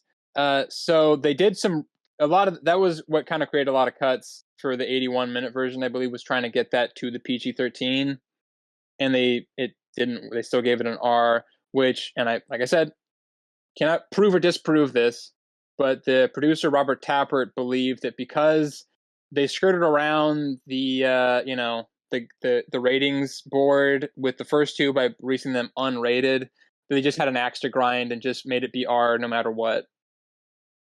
I think they were being petty about it. Possibly. There's so many movies that came out. I doubt they would care about a little horror production, series, but I mean, did they think a PG-13 rating would have drawn in a bigger audience? Well, yeah, because it was originally supposed to be a summer like blockbuster kind of thing, which unfortunately ended up not happening because of another instance, which I don't know if you want me to talk about right now, or I can wait for later because there's kind of front load or heavy loading here. But yeah, they wanted a PG-13 so that they could possibly get like that teen audience, because or you have to be 18. So if you're PG-13, you can kind of go. So that was kind of the market they were aiming for, and unfortunately, so that probably is why the movie did not do it nearly as well as it probably could have. But hindsight. I don't know if you want me to talk about the reason why it went out like 93 instead of 92. It's an interesting story. I'm not opposed, but I'll let Ryder decide. Yeah. Yeah. I mean, yeah. Go ahead. Okay, so Universal at the time wanted to put out, or was working on because they'd had several movies done with a little known character called Hannibal Lecter. I think I've Don't heard know of if a little indie project called Silence of the Lambs. Anyone familiar with that one? Maybe. So big movie. Unfortunately, and this is kind of why the Dino De Laurentiis merger or kind of co-production kind of also happened, was because Dino De Laurentiis had produced a movie called I believe it's called Manhunter, which was based on one of the books by the guy who wrote ended up writing The Silence of the Lambs. So he had his character Hannibal Lecter, and Dino De Laurentiis kind of copyright, or took that character as his own. So whenever they wanted to make a movie, they had to get permission from Dino De Laurentiis and pay him to use the character. So Universal wanted to use the character again and didn't really want to pay or wanted to kind of try to sideline, get the guy out, because they just didn't want to pay the licensing fee or have to go through that. So they held up production of Army of Darkness as leverage so that they could get it for a better deal. So they held back production money so that they couldn't finish the movie until they reached an agreement, which is why it came out 93 instead of the summer of 92 in America. Wow. Unfortunate. Sure. Yeah, that sucks. That's a classic, business business over art. Yep. Happens a lot. Mm-hmm. I will jump to kind of an overarching point, and it comes up a few times. Ash has a lot of plot armor. What? No, really? Yeah. How is that possible? His name's in the title. I feel like Is I it? can cite a few. No. I feel like I can cite a few things, but it's just a lot of it. It happens quite a bit. Got sucked into a black hole and pulled himself out. Yeah. Pretty much. That is one. He got spaghettified, which was kind of fun to watch, even though he's dead just from that. The monster definitely got nerfed because it just went from shredding somebody into a fountain of blood to being able to get hit around by Ash. Yeah. Again, I find it so funny that just in this setting of medieval times and everything, how everything's just like fisticuffs punching people in the face. Yeah. Yeah. I mean, I'm happy I got my sword fight, sort of, but I feel like there should have just been more focus on that from the perspective of everybody else. Because that's what they're used to. And then you got this guy walking around with his boomstick. It would, man. He destroyed Excalibur. No, yeah. Well, this isn't King Arthur as far as No, it's not. It's not. It's like, I wonder if there's like there was probably a licensing thing where he couldn't be like King Arthur. He could be Arthur, and the guy could essentially be Merlin, but not actually Merlin. Yeah, they're playing the archetypes, but it's not actually them, and I think I like it better for it not being. Oh no, yeah, this isn't Camelot.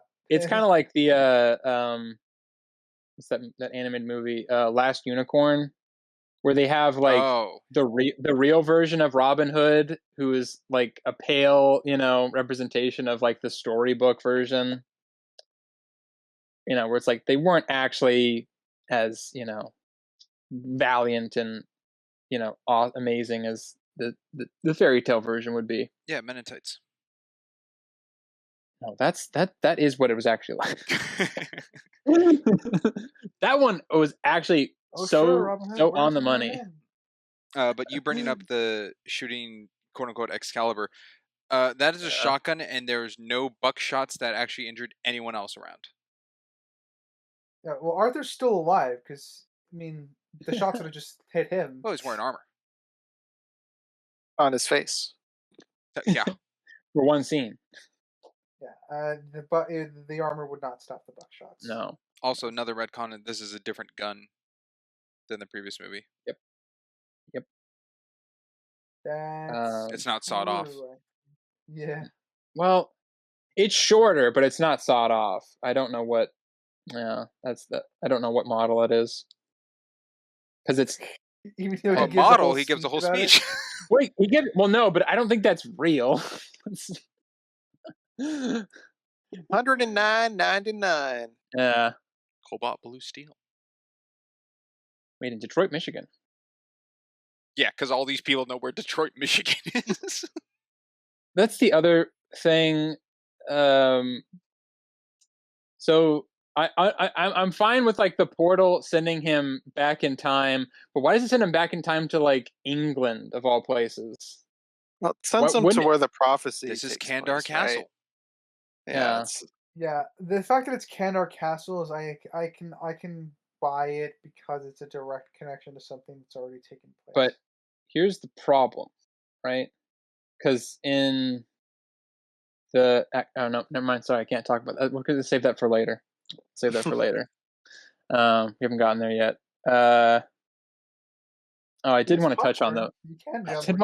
Well, no. But I think that's going to be like that's going to be a big finale kind of thing. At least in my mind. If somebody brings it up sooner, I'll go for it. But I don't want to be the one to go there. Here's a little thing. How come this is all in Kandar and Kandar Castle, yet there's no connection or anything said about the Kandarian dagger? They didn't have rights to it. No, that's not just. Well, the dagger is still on Earth in the future. Excuse me? It's still on Earth in the future. On Earth? It's in the future. Has it ever been off of Earth? This could be an alternate universe, you know. True, could but be a planet not on Earth? You don't know. I mean, okay, it depends it depends what time travel rules we're applying, alright? We're assuming it's Earth. Sorry, it could be Terra. Yeah. You know what? This is actually the desert region of Pandora. There you go. Could be. Yeah, they just. I don't know about you, but I don't remember any demons going around in 1300 AD. All right. Wait, hold on. I need to. That's something. Wait, you can remember the demons going on? Are you immortal? Remember reading about it. I remember reading about it. There was no demons in it. Demons on Earth, as in modern day, don't exist? Not Kandarian. Oh. Yeah. The Okay, last two movies but I gotta ask Ryder, how accurate to 1300 AD is this? Other than super crossbows. More so than the ending of the second movie? Yeah, more so than the second movie. Okay. Like, would they have crossbows? Would they have catapults by this point? Like, what's like catapults have been around for a while. Okay. I think the biggest inaccuracy might be the crossbows. But I don't usually judge movies like this based on their history. Oh yeah. Obviously. I think benefit is they're shooting arrows and not bolts. Yeah. Well, that was interesting because I remember there was and I wasn't around at the time. Not like Crimson. I wasn't around at the time. I remember hearing that, like, when the crossbow was invented, the English specifically, which I guess we are in England, were against it because it was unchristian. It was far too easy. It lacked skill. Looking it up, crossbows are fine. I think for that era. Okay, crossbows are fine. Yeah. I genuinely think that the medieval tech, nothing like was outlandish outside of like what came with Ash. I think everything mostly made sense for what they had at the time. Okay. So was one of the spears they were using training the peasants a halberd? I don't remember. Though that sounds right, and I feel like that might be a little bit later because halberds are very, very niche. That feels like it would be somewhere between 12th century and 14th century. So I feel like you could get away with it even if it's not accurate. I don't remember a halberd being there. Yeah, but my thing is, as long as they're consistent with the visual style, I think that you can get away with whatever you want in your medieval film.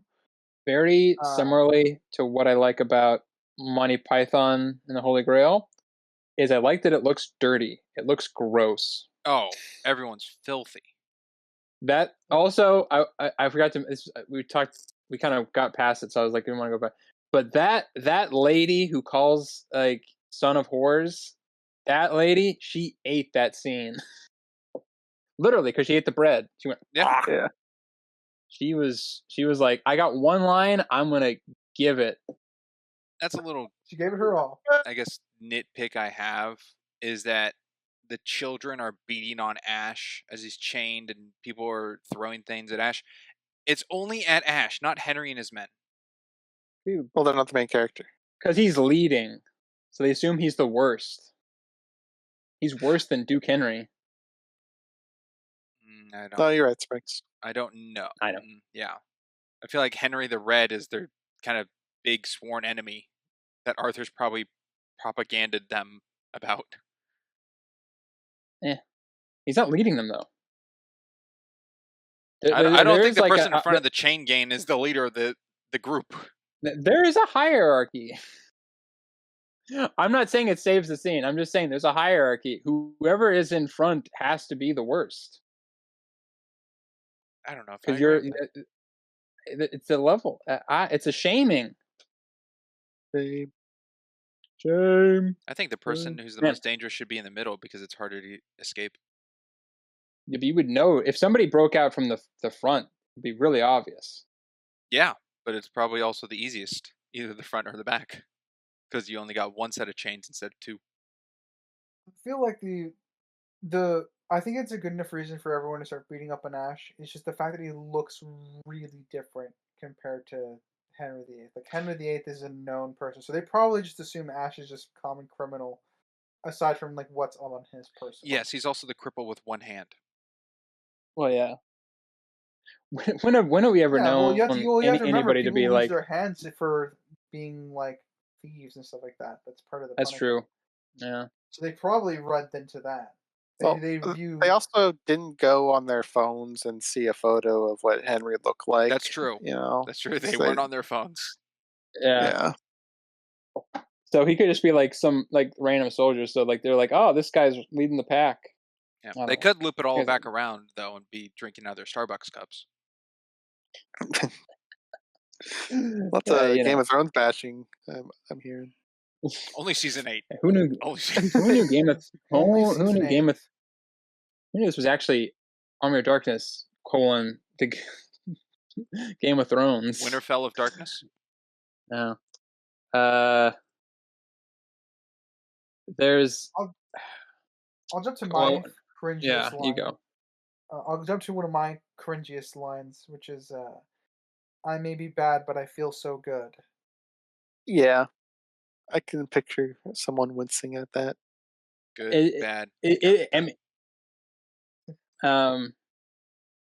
in isolation, it's a meh line. In execution, it's fine. It's not the worst thing. There's definitely a lot. I mean, there's a lot of cornball stuff. There's a lot of cornball lines. Yeah. It's a quotable movie. I mean, like it's a cornball line that stood out to me, and for me, in a film that's predominantly corny, that's when I usually start. If it stands out even amongst that, that's when I kind of start seeing a problem. Especially for a quote unquote character introduction. Yeah. I felt I couldn't tell if they were supposed to feel intimidated or not. Yeah. Well, she doesn't really have a presence in the. It's kind of a weird. That's one of my gripes. Yeah. It's so really underdeveloped. Her being a villain. Yeah. Man, and I really, really felt something when he swerved the fucking killing machine car out of the way to save her. That's a problem. Yes. The geography of that doesn't line up. No. But Introvision, what are you gonna do? Sinister, sounded like you were having a point. Yeah, because we talked about the good, bad, I'm the guy with the gun, which is in the 96-minute version. That's not the line that he says. Oh. He says, "I'm not that good." That's not as good. No, it's not. Yeah, that's not as good. Yeah. Yeah. Especially after Goody Little Two Shoes. No, the good, bad. Goody Little Two Shoes. Well, it's kind of it's in a get back at that as like I'm not that good. Yeah. Also, before deformed looking evil Ash, I think is my favorite acting of Bruce Campbell in this movie. That like 5 minutes where he's just messing around, two shoes and just giggling and jumping around that, and like annoying his normal self. Yeah, I feel like they got to cast Bruce Campbell in more roles like that. Well, you don't like Pizza Papa? Yeah, Pizza Papa is not that. It's closer than it is far. I'll stand by that. It's over. Oh, thank God, it's finally over. Pizza Pop. Yeah. Yeah, it's good. I mean, it's funny. It's definitely funny. I don't think it's my favorite. I don't know if I go far to say it's my favorite Bruce Campbell acting, but it's not. It's memorable. It's definitely probably him being his most extrovertedly comedic, because he usually has a kind of wry, charming humor. Yeah. Well, in this one, it's definitely toned down, where he's kind of the dumb put upon hero for the most part. So he just kind of has these little hackneyed little cornball lines. With he just wants to leave the. Hey, if I came from a time with TV and I went back in time to a time without TV, I'd want to leave too. Valid. Be a monk so I can read books. You don't want to see those puppet shows or anything? Oh, you mean the skeletons? Shows? Yeah, the skeletons. The puppeteering of the skeletons, I think, is really good looking for puppeteering work. The stop motion or the people in cheap plastic costumes don't look that good. Oh, par for the course. I think they do a good enough job with the people in costumes being in the back. Yeah, that was I remember reading kind of the setup was, I think people in costumes were kind of like the middle, or like the middle section. Puppets were usually in the back, and then the front line was animatronic kind of skeletons. Yeah, there was one shot where it's the army kind of in the back where it's kind of faded looking, and then they have the up close kind of, I guess, silhouetted of like puppeteering going across the camera to look like a foreground, but you don't see below of the movement. Yeah. So I thought it was good. Also, I think it's hilarious, just in context, the scene of Ash getting up and just someone throwing 3 prop skeletons at him that are just still, but just making noise. Dude, he banged them. Oh, it was so funny. Yeah. Crimson, you got a point? Sure, I'll talk more on the skeletons. I like how they turn to dust when they get hit, and it feels impactful when they get hit. They feel old, and it's just visually kind of appealing to see to see it. It kind of reminds me of the army of Magi fighting in Mummy 2. Mummy 2, yeah. Magi. So yeah, I think the skeletons are well done, in pretty much every regards. Because even when they're poorly done, it fits the campiness of the movie, so it doesn't even feel like it's bad. I also like, because unlike because it's a riff on Jason the Argonauts, Ray Harryhausen skeleton fights. It feels like they have personality, because they more so than in that version where they're just sort of like these listless creatures basically, and they have like funny lines and stuff. Which also fun fact, Sam Raimi did a lot of the lines, of course, for the skeletons. I could pick out him. Awesome. He did a couple lines. Bruce Campbell did at least one that I heard where I was like, that's definitely Bruce Campbell. Yeah, it was a couple they're really fun. Though I do have a nitpick involving them, and it didn't get answered by the 96-minute version, and so I'm going to put it out there as a nitpick. In the cemetery scene, after like the Sheila and Bad Ash have their forced embrace or whatever, and he turns her or something. Yeah, I was supposed to read into that, I guess. Yeah, sexual assault. Yeah. Essay.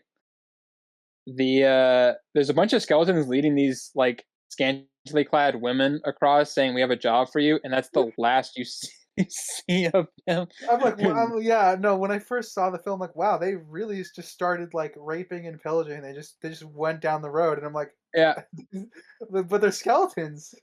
Yeah, they got no. They got boners. There you go. Someone had to do it. Yeah, someone had to make the joke. No. It was so easy. It was right there. Yeah. moment of you need to sit in that moment. You need to know what you just. Nobody say anything for like 5 seconds. No, no. If he didn't make, I would have made the joke. I have no shame. But I was like, okay, so either something bad sexually was about to happen, or they were going to like be digging up corpses. I'm like, what was the point of that scene? Because there's like It's just to really nothing. sell the fact that like they're evil and they're taking everybody's like their women and children. I guess just feel like it was kind of building to something else, and I guess it was just as simple as that it was just get some It was tits in the movie. I surprising to guess. me because we obviously get focused on Sheila being turned. Yeah. I had to really sell it for those that are race. I don't know. That was like one of my nitpick where I was like, yeah, I don't really understand that scene. beyond the Sheila getting turned bit, I'm like, I don't really understand why they can't the kind of women come in. Beyond just a base reason, but I didn't even see the women, so I kind of I don't remember. I kind of just I was like, wait, and then I had to freaking It's rewatch. kind of it's fast enough that you could almost miss it. It's very quick. Yeah. More plot armor for Ash. I think it's something similar I touched on in a previous film, but the Kandarian demon POV shot is able to keep up with Ash on full horseback, but is unable to catch him when he's running on the ground. I think I had made a similar comparison to when he was driving away in the car in the last film. Yeah. It's just toying. Yeah. It's an issue with some of them where like the pacing just doesn't really make sense for that. Like it's just ridiculously close. And we've talked about how is it that some people get possessed and others not. Like, I don't know. Like the handmaiden or whatever. She's a witch or whatever. Yeah. Why didn't it possess Ash if it was in the room or the King Arthur? Yeah. Well, it may have. How does it choose? I don't know. It. I think I brought this up in the second movie. It likes being very mischievous and causing horror, with that, and it seems to fuel itself off of that. So I don't know why it chooses things, and also it kind of feels like in this one, to get Ash, it needs to get something in Ash, which is like the little one to create the evil Ash. But I don't know if that's just the method to create a clone of Ash, or it could have possessed him at any point like it did in the second movie. Or my one, I think I push back on that just a little bit, because technically in this setting, it's pretty much like all encompassing. It's pretty much like, like it's the big bad. Like it has pretty much all the power. Like there's just like this settlement, and then we know like Duke Henry or whatever, Duke the Red or whatever his name is. Henry the Red or something Henry the Red, but they call him like Duke at one point, which is also whatever. Anyways, like so it pretty much like it doesn't really need to toy with him, because it pretty much already has like the potential to, mess with. I don't know. That's my one part where I was like, it just doesn't feel like it would need to mess with him. It could just like kind of take over. I don't. We're not giving a lot. Well, I guess a question on the Kandarian demon: is this the Kandarian demon from 1300 AD or from Evil Dead 2? I think from 1380. Yeah, 1380. I'm going with 1300 AD because if it is from Evil Dead 2, that's a failure to convey that part on the part of the film. Also, didn't the book go back with him? It would be more obvious that they have history, Didn't the book go back with him in the second one? So then he wouldn't have to go to a graveyard to get the book. Yeah, just already had it. Yeah. I brought that up because I don't see a reason why this Kandarian demon, the 1300 AD, would play with Ash. It would make more sense to play with him if he's got a past with him. But the demons aren't really toying with anybody else. Is it so I was like, okay, maybe it has a grudge on Ash and just wants to keep playing with him. But I think it's because Ash got closest to the graveyard with the Necronomicon. So it's like targeting. I mean, someone had to have gotten there to tell the wise men or whatever about it. Yeah, Someone that had to have person laid could be eyes dead. on it. Well, Yeah. that means they would have gotten further than Ash did to get to it at that point. Well, they had to come back to actually tell about it. Yeah. I don't like the handling of the Necronomicon in this one too much. I don't think it's very strong. I suppose since there's 3 of them. Yeah, that's a whole that's just for no, gags. there's only one. Well, there's 2 false ones. Yes. I will say in the extended cut version, I'm gonna stop saying the 96-minute one, drag that on. But extended cut version, the Kandarian demon following Ash is a bit longer, and also it has a really bad shot in it, which I'm glad they cut, of him, a far shot of him running into the windmill and there being nothing behind him and him looking back, which you should never indicate that there's nothing there. They kind of have that in the 81. They kind of do. Is it further back in the one? It's further. It's much further back. It's much further. Yeah, Okay. like because that was a nitpick I wrote down was leading up to the windmill. The demon's like right on his heels, and then you get the kind of semi-wide shot of him approaching the windmill, and there's nothing behind him. Like, oh no, this is like you could see like 10, 15 feet back. And there's nothing there. It's like, no, you don't know. Although I will say they didn't really fix that problem until Ash vs. Evil Dead, as far as like, what does visual it look depiction. Like? Yeah. I will say that as much as I complain about the I guess the inconsistency of the speed of the demon chasing him to give Ash plot armor, I will say that Ash running about and like stumbling over things, like it didn't feel too choreographed, if that makes sense. It still felt very rough.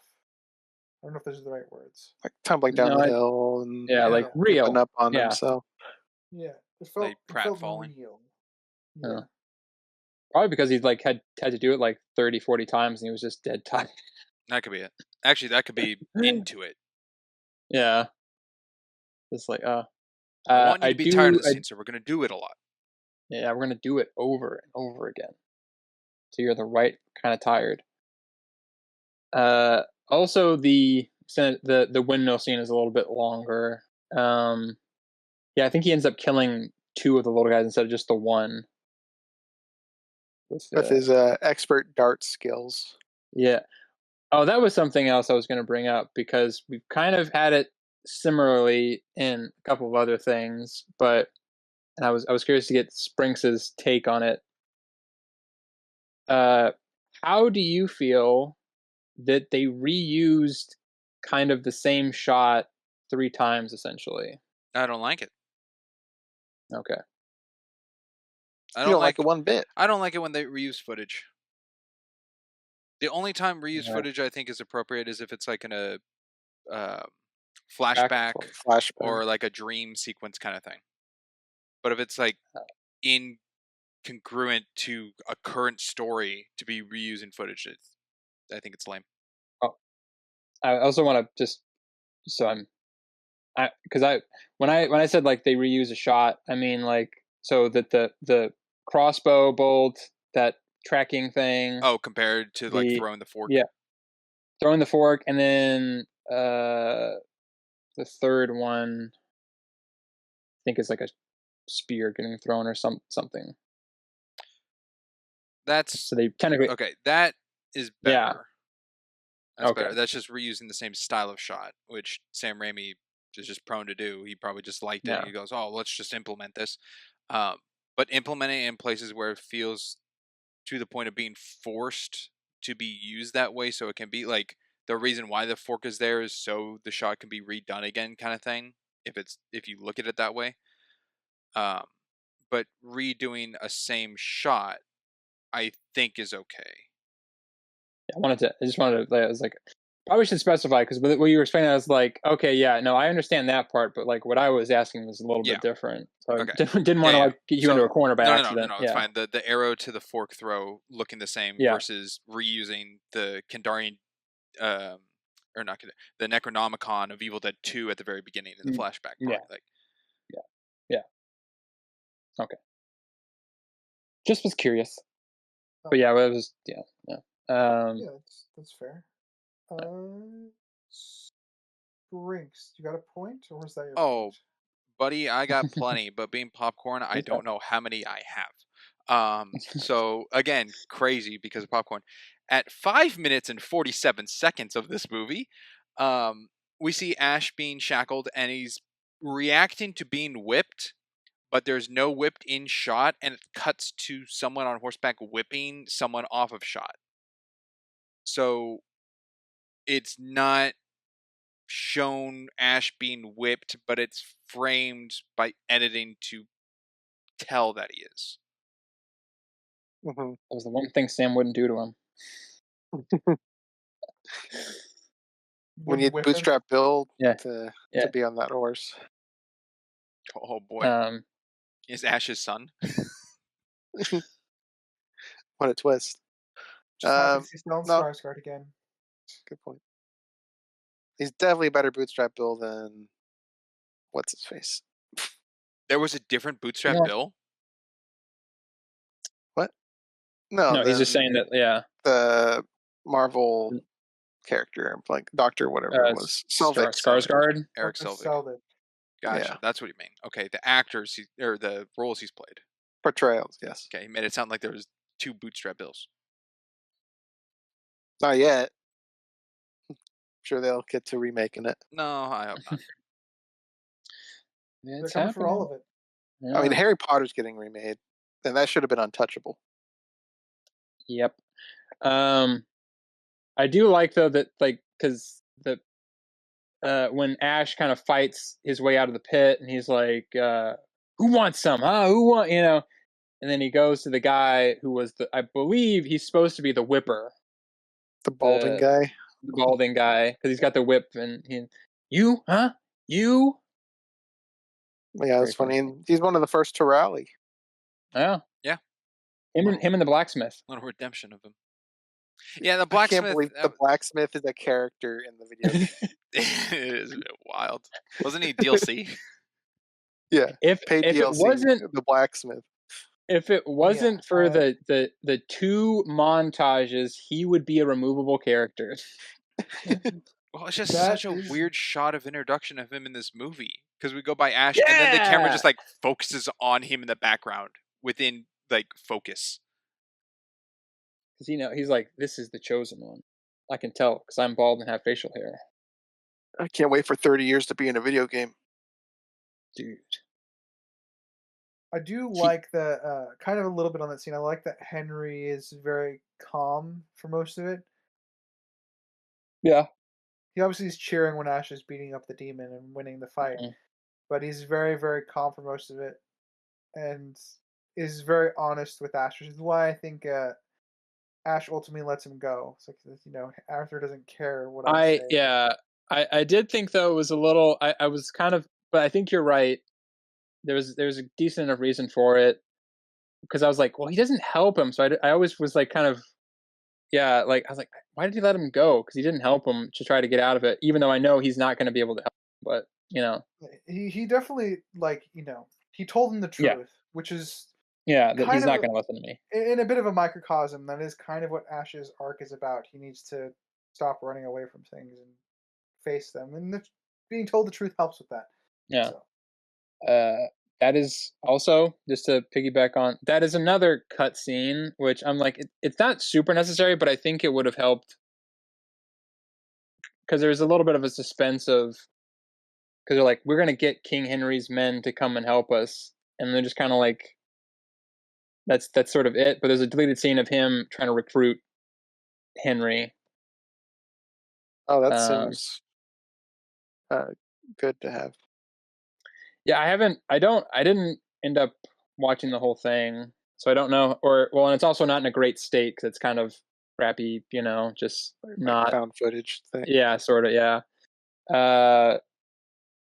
And I'm like, I think it would be good, but also it wasn't in place of like where it would be in the movie, so I have no idea how like the pacing would have been I affected don't by that. think it's probably better that it's not, because I would have to question the logistics of how long it took Bruce Campbell to go there and then come back for the battle. Yeah. So, like, with the way it is now in the 81-minute version, we can infer that he sent a messenger of some kind. Yeah. I do wish we had Arthur and Henry interacting directly though before the payoff at the end, so we get a sense at the very early on what their relationship is like directly as they like say words to each other. Before obviously they embrace at the end and subvert expectations of them still hating each other. Hey, there it is. Fuck you, Ryan. Oh yeah. Was there 2 or 3 Deadites in the pit? 2. Two. There's the 'Cause one that the he one fights, and then one got crushed by the spikes, but then it appears up top untouched. yeah, that's an issue. So I don't know if it was a third one that was just on the sidelines. No, it's the 'Cause same the second one. one came out of nowhere as well. Right. Yeah, I don't think the spikes killed it. No, but it needs to be badly. It needs to be It damaged. needs Yeah, to it show needs- battle damage. Yeah, battle damage. That's another thing that they don't really. The maiden who gets turned into a witch, she gets shot a bunch and there's no bullet damage on her. The spike pit. It happens a few times. Actually, with this, both. this movie just has magic clothes.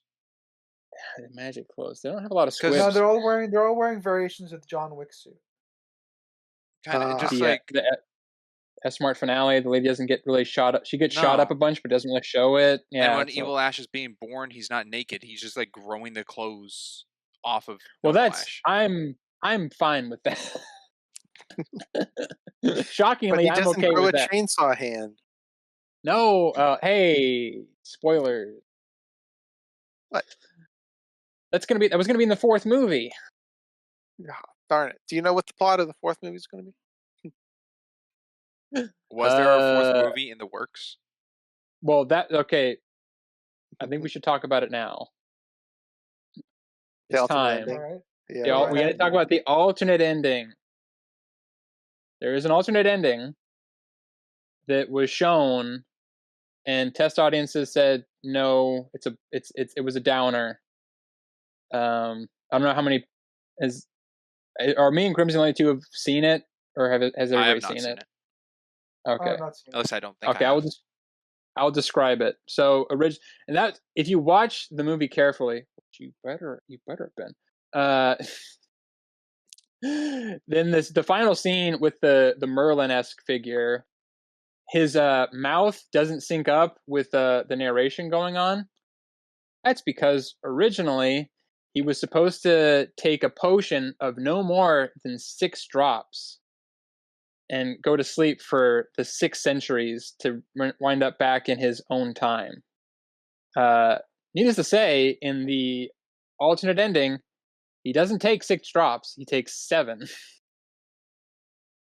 And upon reawakening, is in like a nuclear apocalypse of England.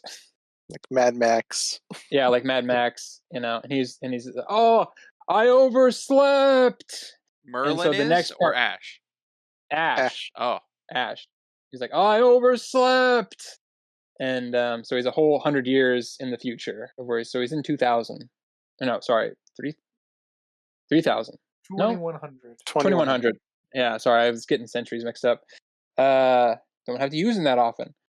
So the 4th movie was supposed to take place in like this post-apocalyptic Mad Max future with Deadites kind of running around, and needless to say that didn't happen. no. Odd. That would have been interesting, though. I think it's a better ending. I like it more. I think it's a better ending. Though it is classic Evil Dead cliffhanger, and then nothing happens. I mean, I'll fully admit, I thought that he went back in time before Evil Dead 1 and Evil Dead 2. So he was back at the Kmart or the E-Mart with Linda. I don't know. Yeah, but it wasn't That Linda. wasn't the same ad trick. Yeah, same. It wasn't the same actress. Yeah. I kept thinking that it was, and then I realized it wasn't. Yeah, I thought it was the same actress, but It looked really again, similar. guess not. No, it's just a little bit hotter. Sorry, Bridget Fonda. That's fine. Too many, like 30 of them. Thank you, Bridget Fonda, for saying it's okay. Just the vibe check. How's everybody's notes looking? Couldn't tell ya. Yeah, I'm he's still on There's page. all still over the place. more. I'm still on page 1 of my 2 pages. I think other people need to. I need to take a backseat for a little bit. I'll How about you, Crimson? Notes? I still have a fair amount. Okay. Sprinks, we'll go to you. Oh boy, this movie has some dated CGI effect look at parts. I think the It's not worst CGI. one oh sorry, not CGI. Just green screen effects. Visual Sure. effects. visual effects. Yeah. At 12 minutes 14 seconds, when Ash falls into the pit, I think is the worst one. When he falls in the pit. In front of me. Is that the worst? I guess that's. I mean, I Is- feel like the flying Deadite might be the worst. I tend to agree. I'm between the flying Deadite and the slow motion reconnecting the chainsaw. No, You don't no, like that? sorry. Jump? No. No, okay. To be clear, I Veto. still like it, Veto. but it doesn't look great. Don't get me wrong, I still enjoy it. It just doesn't look great. It's 100% like a reverse shot. Reverse. It's So him falling not and it like- coming off. no. So him reconnecting it in the jump. Yeah. It's 100% like they unattached it, but then rewound it so that it was happening. Okay, sorry, forward. that's exactly what I just said. No, you were saying him falling into the pit. No, it's a reverse shot, so he's falling, not jumping up, and it's unattaching. Okay, well that was just poor words, but yeah, no, that's a good shot. Okay, we're all on the same page. But I think falling into the pit, the proportions of his body don't match the width of the pit. Not at all. Well, Or opposed to like the- the car falling and everything, like that's just the sky, so there's no like something to base it off of kind of look. Even the car in the sky, they broke continuity. Is the first shot of it falling, you had a tree and like a clock, and then when it actually hits the ground, clock is gone and tree takes a couple seconds to land after it, even though it was right on top of the car. The car is denser, falls faster. Ah, darn it! I didn't take that into account. What falls faster, a pound of bricks or a pound of feathers? In a vacuum, How do nachos? in a vacuum, they would fall the same speed. That's But, right. It's a as pound it's of not a bricks. vacuum, the bricks. car would fall faster. The No. bricks would fall faster. The wind resistance on Man, the feathers would slow it. Sam Raimi's car has just been brutalized. It just cannot catch a break. Well, it's got to be in everything. It's got to be in everything. It was my favorite side conversation about Doctor Strange: Multiverse of Madness. The car. Where was the car used? It was floating. Yeah, my notes do say the chainsaw leap is cool. So Chainsaw Leap is cool. Like I said, I still think it's cool. I just think the shot doesn't look good. I can Well- have both of those things. And in my notes, I wrote, Ash approaches 3 ugly books. wow, you have quite a You- jump. Do you know what that I know. means? Well, I guess you gotta. What could that possibly be referring to? Well, what, Ryder? I guess you got a point you want to jump to, Crimson. Oh, I guess we kind of did talk about it a bit, but I mean, it's cool to know that it was limited time to work on the books, but regardless, as a final product, they don't look great. In isolation to, like, if this was the only movie and you didn't have the previous, I guess it's fine. But even the first book, I think, looks better than this. And you- that And that's- one, Do you yeah, think was this like- one looks better than the 2016 one? very Does that one have a different. face on it? Does that one have a I face? can't remember. It's just flesh with like barbed wire on it. I'm gonna look at And it. then I don't even Is think that the Necronomicon was in Rises. There was like a photo of it. Like a No, it was the Polaroid or record. something. Oh, the record. Yeah. That's That was right. so dumb. The translated the book. Ugh. I think I would take the remake one over this one. Really? I'm looking at it. Yeah, because the face in this isn't even well defined. Oh, also you can it was hardly even 20 see the eyes, except when it bites him. I Obviously, can't. It's 2013, not 2016, Oh, by the way. sorry, 2013. I just you're don't like fine. how flat the cover of this one is. It's There's no very texture. flat. Okay, yeah, there's no face on it. It is just like bound skin in the remake. And yeah, I hate to say it, but it's better. Yeah. I don't want to say it, but it's better than Army of Darkness one. Yeah. That's just So- depressing. Yeah. It's unfortunate that they had some shortcomings, but I just don't know. I don't know why it had to be done in like one weekend, because it's kind of important that it looks good. It's a Yeah, staple. it's the Necronomicon. It should be. Yeah. Maybe they just had an issue contacting them. Does anyone I don't- remember maybe- what the model of the Necronomicon they used for the game was? Because I think every level had the same look. It was not this one. I think it was probably the second. The second one. or the show. I mean, the second Yeah. and the show are pretty close. But probably one Yeah. of those two. Yes, It was not probably the first or third one. no. Let me look. I want to see the Ash vs Evil Dead one, because I kind of have an idea of what that one. Okay, yeah, I think they did the show. I think that's the best version. But yeah, the show and the second one are two of the best ones, honestly. Well, it sounds like the show had the most care put into it of making it work. Oh, it Oh, was, yeah. yeah. It was their like last hurrah like project. Whether or not it will be debated, but that was the mentality going for it. Show pretty damn good. Some of the haven't seen craziest it, so I things can't- I've I don't seen have on any comments television. it. It's true. One word: morgue.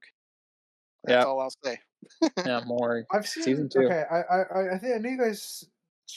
You've seen started a few showing me the episodes. show, but I don't Yeah, remember much beyond those first few episodes. The first season is not the best. I think it really gets better in like the second and third Yeah, one. we see but- Ash's dad. Dude, Lee Majors, come on now. The $6 Million Man. Was that Lee Majors? Yeah. Was Okay. he in AI? I couldn't.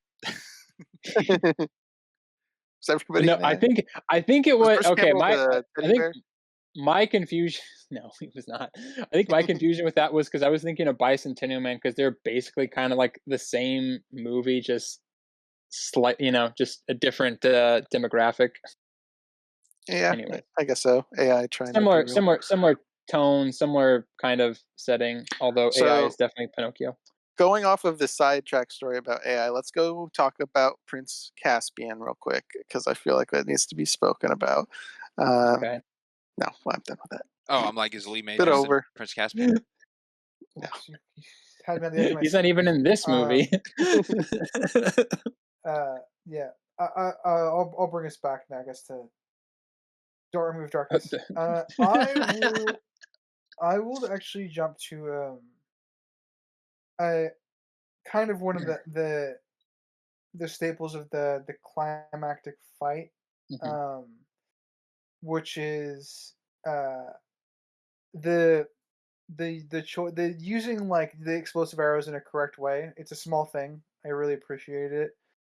So like, because they're explosive, you can just attack straight up their shields as much as you want, which is kind of what I like. So you're destroying the cover of the incoming army. It's just a simple thing that I really appreciated. Ash was pushing his luck with those fuses, though. Oh yeah. Yes, he was. Yeah, but he I did. was just hoping for one guy to blow up. He did do a before- callback to Arthur's finger point to direct the men, which I did like. But what I don't like is that he does it silently, so Arthur has to say fire. Because if Arthur's the Arthur commander. wasn't watching Ash, then they wouldn't have cued that right. They would have all died. Yeah, Um, potentially. there's also a shot that I think is just onto the actors, or maybe just the props themselves. The arrows look like they have no force really being fired. Like there's Oh, a yeah. couple that look like they maybe only went The like 10, flimsy- 15 feet. Yeah. Yeah, they don't want to hurt the extras on the other side of the boards. It's They just don't have to it be is there. Just for the record, it is very hard to hold a longbow at full draw. So they holding those fuses were They're gonna work out. they're getting a workout. Well, they went through a whole training, which, in case anyone caught, that the spear training was a daytime shot and everything was nighttime, so a whole day cycle has gone by. Well, they had That was- 2 days to train Yeah, for 2 the days. army to arrive. Yeah. That's what the scouts said. They're a 2-day travel away. So that was the whole training period. Was 2 days, and 2 days to get Henry the information to get there. Oh, okay. Yeah. Spriggs. Point. Yes, a shot. It's already a bit silly, but a shot they should have removed because it's one of those things that they showed it, which made it worse. Which is when Ash is in the pit and he uses his belt to kind of grapple onto the chain so he can get out. It just instantly works. At 15:05, there's a shot of him holding onto the chain versus him relying on his belt the whole time. That's like slipping and giving the pressure, like, oh, if he falls off the belt, he can't get out, kind of thing. Him holding the chain in that shot defeats the whole point of the belt. And the belt is magic too. It latched itself. It is a very strong belt too. Holding the full weight of Bruce Campbell and a Deadeye pulling on him. You saying he's fat? Saying he's gained some weight? Saying that's a thin belt. Saying it's a good belt. Saying he's... Is that an S-Mart brand? That leather belt. Yeah, everything's S-Mart. S-Mart. Everything's S-Mart. Shop S-Mart. I think that was a stand-in for Kmart, and they just wanted to Probably. get the... Yeah. Funny enough, that's one of the funny enough. There's another fact I read. S-Mart is actually a store chain in Mexico. Oh, that's there you cool. go. I wonder if that's their slogan. Shop Smart, Shop S-Mart. It's a grocery chain, I think, though. So it's not a general store. Oh. I guess you could have guns in a grocery store. I've seen Fred Meyer. I think I remember has guns and stuff like that. Bi-Mart. I So don't anyway, know the last time I went is a into real a thing. Bi-Mart. It's been so long. I went into a Bi-Mart probably a couple months ago, and I think I was the youngest person there. You know what? I can believe it. by a good like 20, 30 years. 40, baby. Yeah, probably. Yeah, 40. Yeah. Sorry about attacking the Bi-Mart genographic. Yeah, sorry if anybody who is in their 20s and shops at Bi-Mart. Sorry about that, but we need more young people at Bi-Mart. Yeah, don't let it die. That's just true. We already lost Blockbuster. We can't lose Bi-Mart.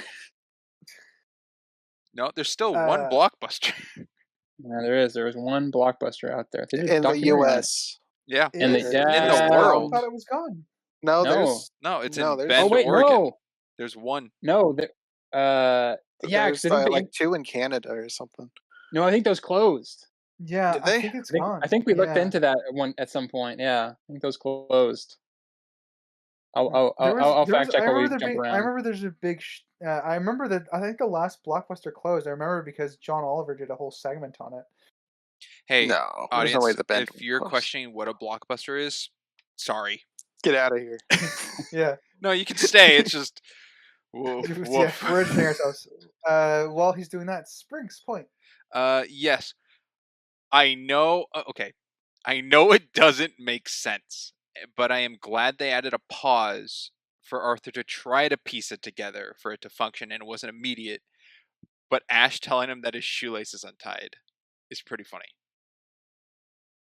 Yeah, it is funny. Doesn't make sense. It doesn't make sense, and I like to have a long minute. The pause makes me think Arthur tried to figure out shoe.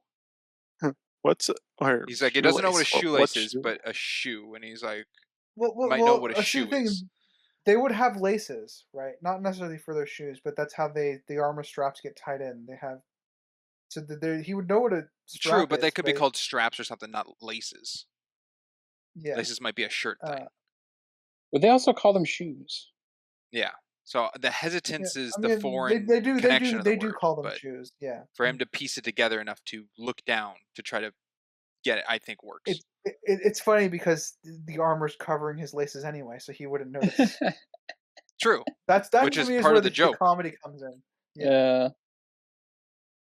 Well, Arthur's just scared of what he witnessed. And he's like, I need to look down at my feet.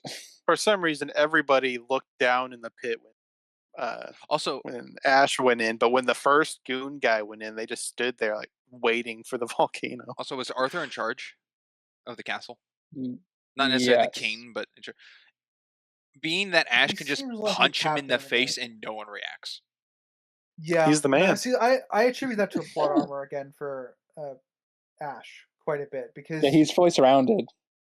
yeah, he's fully surrounded, and Arthur. They just saw him with the chainsaw. To be fair, I mean that's a magic weapon to these people. So that, Well, yeah, but he didn't they might use just be it. scared of it. He just had it. He wasn't hacking away at the Deadite. No, I suppose so. It just made a noise. That's all they know of it. Yeah. Before I forget, Sinister status on Blockbuster. The only one is in Bend, Oregon. They couldn't find any buyers in Canada. Oh, the Okay, Canada one's what I thought. closed. So How there's recent was still that? one left. Yeah, Crimson. So if you want to go, you can't go to Canada.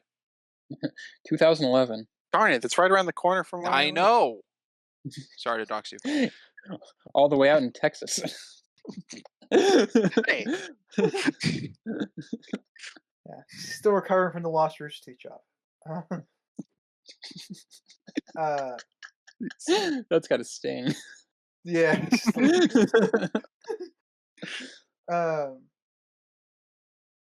Crimson point. All right. Question. So the Answer. windmill, Ash runs into the mirror. Is it happenstance, or is he doing that as a lesson from his previous mirror encounter? I had a similar thought. It looks like an also- accident to me, but I don't know. It's weird because if it's an accident, it's bad. I don't like it. I don't think it's an If it's- accident. I don't know why he would look at himself with He the shard, looks- though. Well, he looks at the Well, he mirror sees that and he's standing, he sees his yeah. reflection standing, like in a different position. But It's a Yeah, dumb I way to think he- I break think the he- mirror. it seems Yeah. like he's surprised though by the fact that he broke it. That's the This whole windmill scene feels like the humorish horror of Evil Dead 2, and it's very shoehorned in. I would Wait, say the it's one. essentially cuttable. You would just have to rework how Evil Ash is made. No, we need little Well, ashes. We yes. need little ashes. You stop. You stop. Writer We need them started in the this. video You're game, doing it. okay? Knock it off. Hey, Sinister, I think a little ashes are pretty funny. Pretty. I Yeah. think they're funny, but in terms of I needing them for the story, I don't think they need to be there. I touched on it earlier. I think they just need smoother transitions of connection scenes. It feels very just like point to point It's to point. also weird. That was a weird one where I didn't really expect that scene to be cut down as much as it was, but in the extended, they cut it a lot. So there's like a whole introduction bit is kind of cut out. There's a whole him dealing with them that's cut out. It's already cut down and where it's at. I don't know. I don't know what else you could do with it. this was the good version. That's awful. Well, it was the trimmed version. This is the trim version. I think that You don't know, 'cause- right? You might see the longer version later and like it more.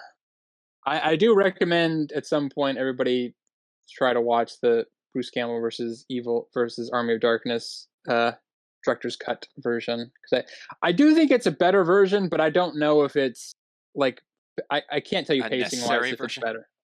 Yeah, I don't know that far, but it does clear up some things where I'm like, I can see they cut that out. I don't know if it's better with or without, but that's a different argument. I will say this. I know I'm being a little jokey. I'm putting it, but I'll put in this. It could be changed. That's all I'm gonna say. That's what you gave in for the little guys. Yeah, I I like it. I understand though that in isolation, it doesn't really fit. Doesn't really fit. Yeah. Something I don't like a lot No. about the little guys is when they have the fork and they do like a full charge to Ramming speed. yeah, to ram into Ash. Yet then they come to a stop and poke him. They don't ram it into him. Well, they were Yeah, hoping that they're like the goofy. swing of the motion. I will say that there was an odd bit for me, and it might just be the delivery or the dialogue, not to criticize Bruce Campbell, the legend. He would It accept might it. be, yeah, it might be that he's like, oh, I can't move. Immediately, I can't like a second move. later, stands back up. It was just, it was just Yeah. very, very odd. Oh, being Gulliver traveled. Dialogue. Yeah. Alright. No, I'm fine with it being Gulliver travel, but it was just the line of dialogue. Oh, I can't move, and then immediately he just moves and gets up. You mean Larry Daly from Daily Yeah, Devices? that's the other one.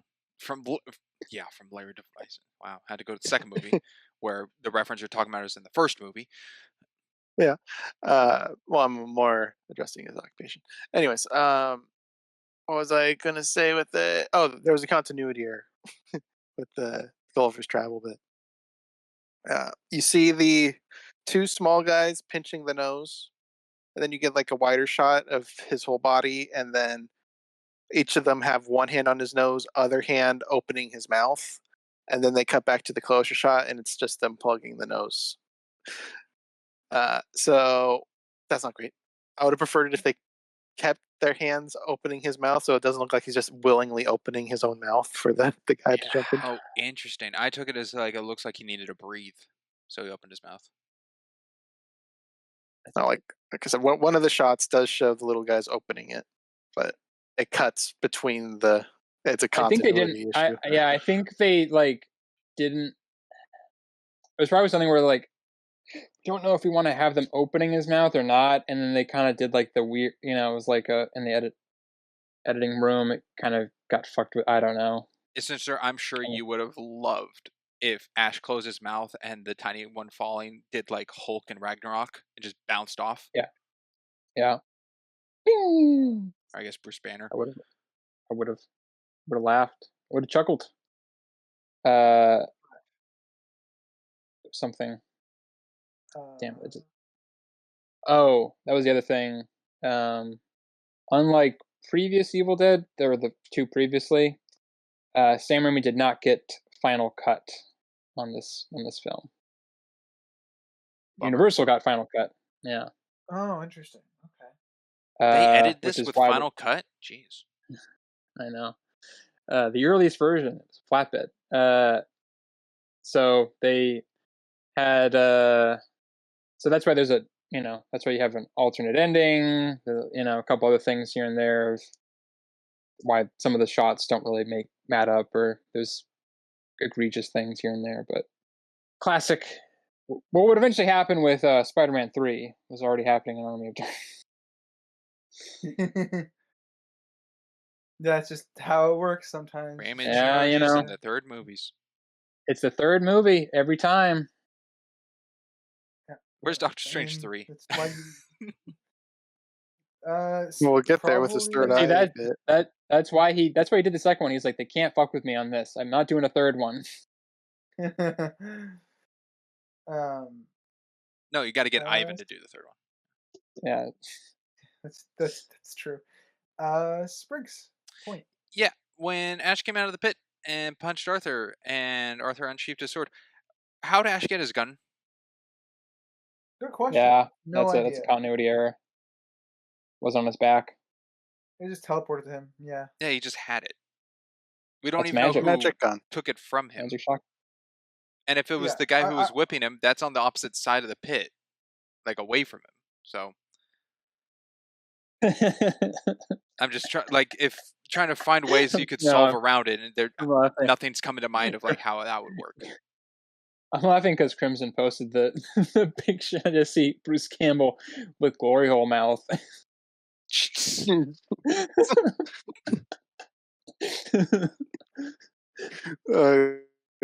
Quite. I can't use that image. Maybe that'll go to Instagram. Maybe that'll What do go. you Yeah, mean it you might can't be an use that Instagram. image? Crimson Point. Uh, Ryder doesn't want to touch on sure that. thing.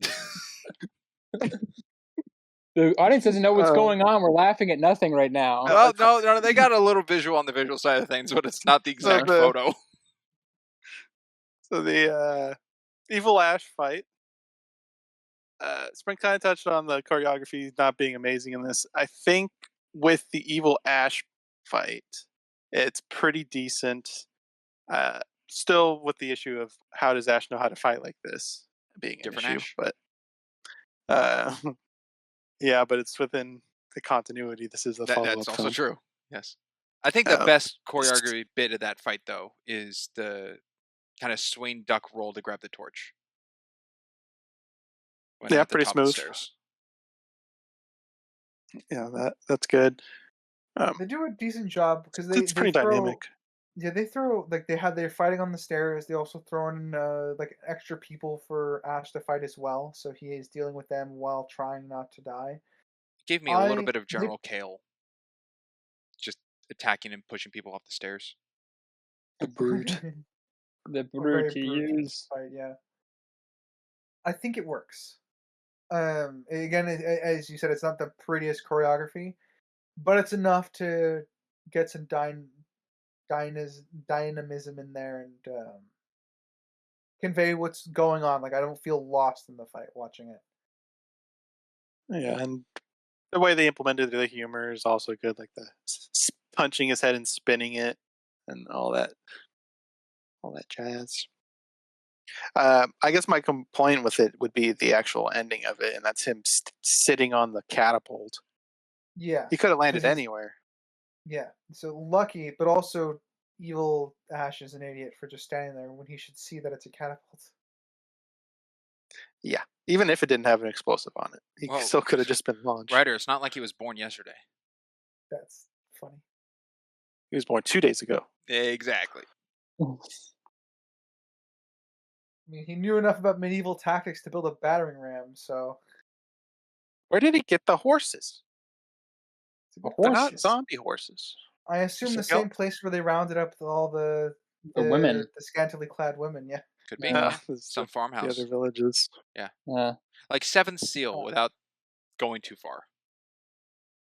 I am annoyed that the the Deadites just fucking. What was the point of the drawbridge?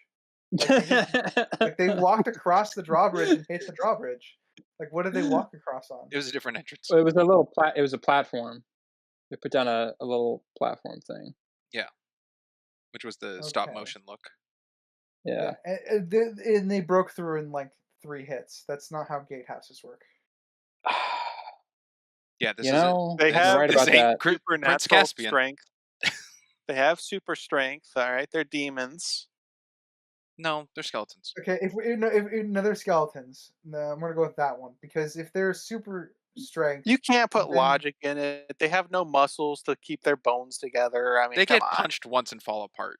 Hey, I'm Crimson. I'm making a visual consistency here. Like if they're Crimson. if they have Don't super take my strength points to from break me. the gate, if they can break down the gate in 3 hits, I don't understand why the humans have a chance in the fight at all. Well, some would say they weren't going to win. Why not hit any part of the wall then the gate? Just make holes everywhere. There's no point in hitting the gatehouse at that point. I mean, the gate is still weaker than the stone walls. Yeah, Not as but dense. we're operating on them having a super strength. That's the logic that you wanted to apply.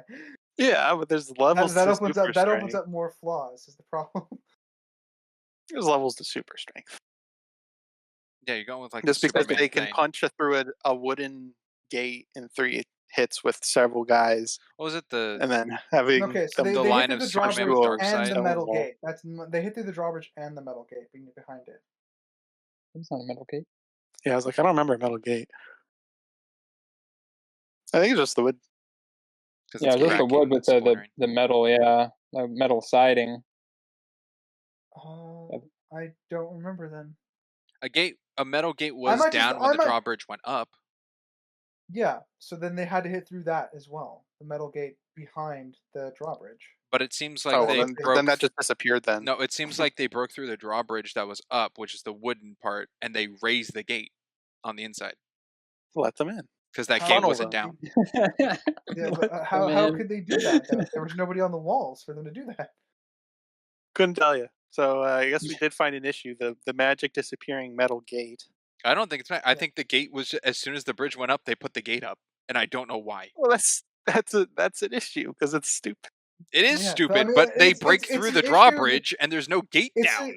they're both a level of the same issue as far as I'm concerned. Like it's Issue regardless. They could have Either broken through they that gate. put up the gate for no reason, or the gate disappears. Either way, an issue. But I thought it was like the strength level thing of the Superman quote to Darkseid. I think where he's like, "I've been in a place full of like paper and glass, but like you can take my full force or something." So once they got through the gate, they're like, "Oh yeah, now we'll just go back to the paper people."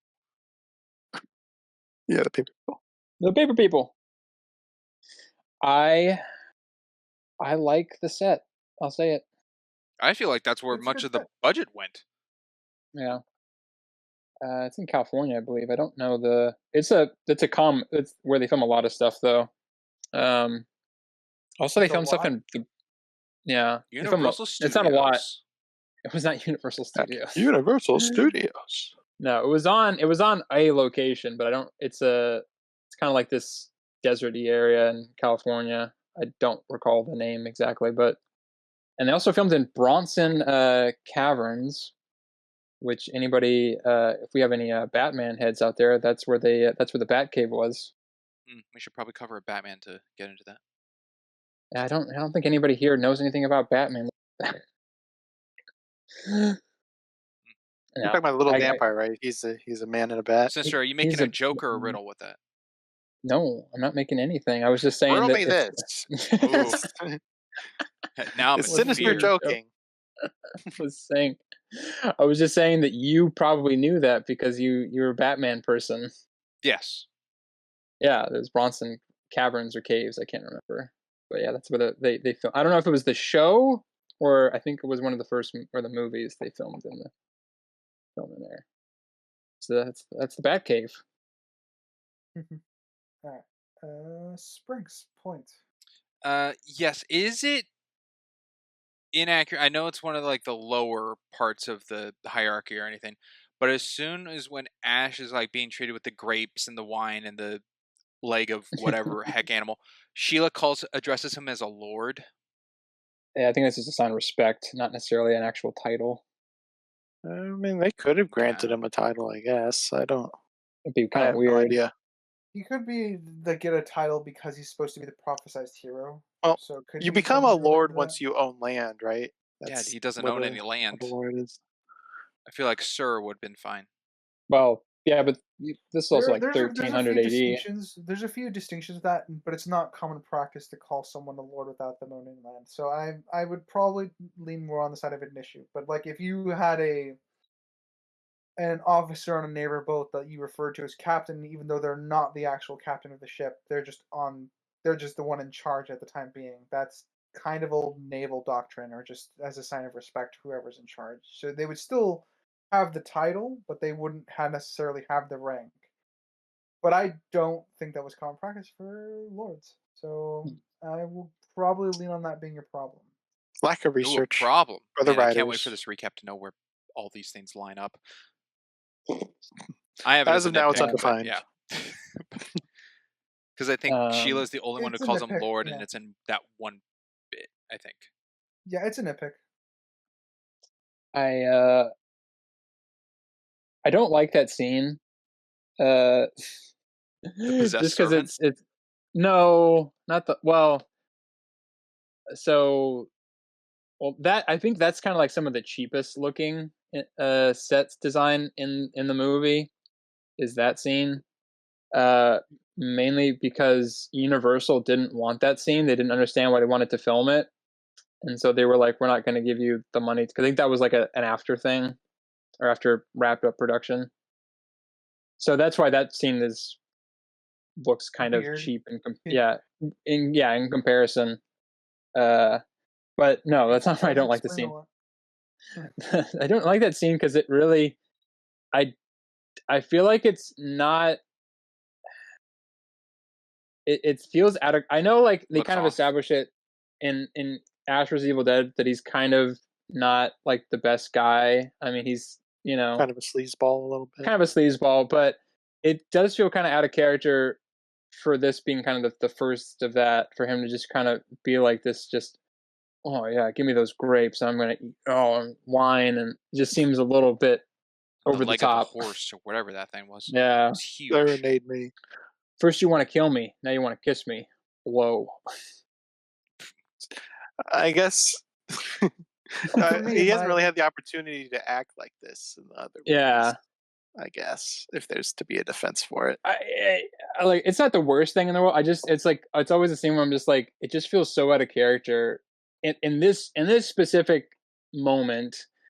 Obviously with the show it changes a little bit, but at the same time I'm like, I don't know if it's the hand washing the other hand, like he acts like this in the movie, so then he has to act like that in the show, or if that was always the intention, I don't know. I haven't seen the show enough to know. I would say that, like, I mean, my issue with the scene again is probably more on Bruce Campbell being kind of overpowered for the scene for some Well, yeah.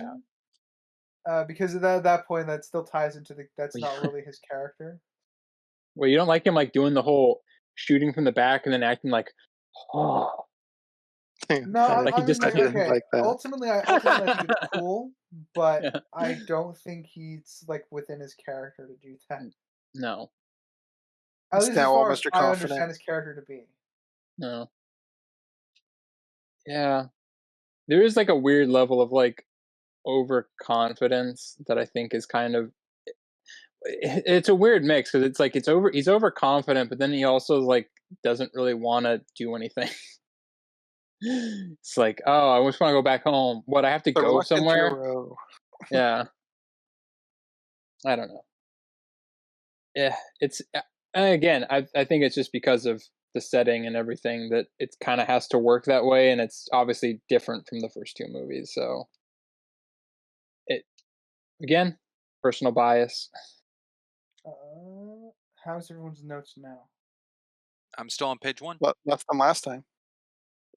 All right. How are your notes, Ryder? Are you running out? Kinda, yeah. So, I didn't think there'd be this much on this movie. Sounds like you should go with Sprinks next. I already said spring. Oh, sweet. Oh, Sorry. didn't hear it. Neither of us heard it. We touched on it a little, but the firing on the possessed servant is double barrel, fires 3 shots, and then goes to him reloading. So the shot is on the sword, the chain, and the deadite. So that's previously outside. So his gun could be fully loaded upon inside, or changed. He fires it once at the pot she's holding. Then he reloads, and then after reloading, he fires 4 shots. But we only see him reload 2 shells. Yeah, it's a magic nonsense gun. It's I completely mentioned- whatever. yeah. It's just the scene- sake of showing reloads. I mentioned that earlier, where I was like, I don't even know why they bothered showing a reload scene if it doesn't really even. They could just have him just shoot the gun over and over again. Well, they do that at the end. Mhm. But, and I feel Also like said that. it was brought up in the first movie or the second movie with you, Sinister, or something about Sam Raimi being, or not Sam Raimi did it first, and then Edgar Wright was inspired by it. But the making of the hand in this movie felt very much reminiscent of an Edgar Wright like quick cut. Wait, yeah, because because you said it was Zoom. because you said it was an Edgar Wright thing, and I corrected you. I was like, technically, it's Sam Raimi. Sam Raimi's. Yeah, and I don't even think he invented it. It was, I think, I freaking Crimson told me I should. Iconned it. Crimson told me I should have rewatched. Yeah, I should have watched the other things. I probably mentioned who did it first or something. But yeah, Sam Raimi did in pretty much every movie after Evil Dead 2 for, Yeah. But I do like the montage of the building the hand. Yeah. I don't think it went on for too long, I like the but I montage. think if they did like 2 more, it would have been too long. Yeah, I like the montage. His hand still doesn't make any fucking sense, given it's the medieval ages. Dude, I really hope he's not right-handed for something. It's chemistry 101. Yeah, And Yeah, I steam mean, power. I like how that's how an explanation for it. It's funny. He's got Coca-Cola, rope, and chemistry. Ryder, Oh, why he also wouldn't made. this He work? also he's running low on some ammo, so let's get those shells from the trunk. Yeah. Ryder, why wouldn't that work? What do you With mean? no why? power Chemistry- source or any connection to his brain or anything. Yeah, and also it wouldn't be chemistry; it'd be neurophysiology. Same diff. Well, couldn't it be like a rudimentary thing where like when he flexes, like if he like moves his arm up, it would grip it? Kind of. I mean, obviously they don't. Like it's They don't it's obviously portray it like they that. don't portray it like that. I'm just They would have to portray it for me to buy it. It just functions like Okay. a hand. But I loved their faces when he crushed the cup. That was pretty funny. Specifically, Yeah, Arthur. it's His face too was bad that pretty he good. doesn't use that super strength on anything, other than I guess holding a sword, like Yeah. the blade. Which back. I had issues with. I can buy him grabbing it, but not stopping the momentum. And that was like a downward strike. Well, it's also like when the little ashes fire the gun at him and it has no kickback. No kickback, It's and they miss. stationary. Ugh. That God, him getting his face stuck to the thing. Why See- didn't they do any makeup? Exactly. I That's what I meant know, to. I'm I totally fine with him know. being grilled on top of the fireplace and like spatulaing off, but there's no mark. Yeah, well, I have the same issue for the boiling fucking water he pours down his throat and spills over himself. There's no fucking mark. No, but he has the soot on his face though. Yeah, but when it comes out of the Yeah. pit, he's filthy. That's a filthy pit. Yeah, It I'm just is- saying it the is a difference of filthy using pit. makeup in situations. Listen, they didn't even know the movie was gonna get made. Okay, Listen, objectivity points are being docked. listen, Linda. Linda, on you. listen. Oh, wow, bringing up that with that.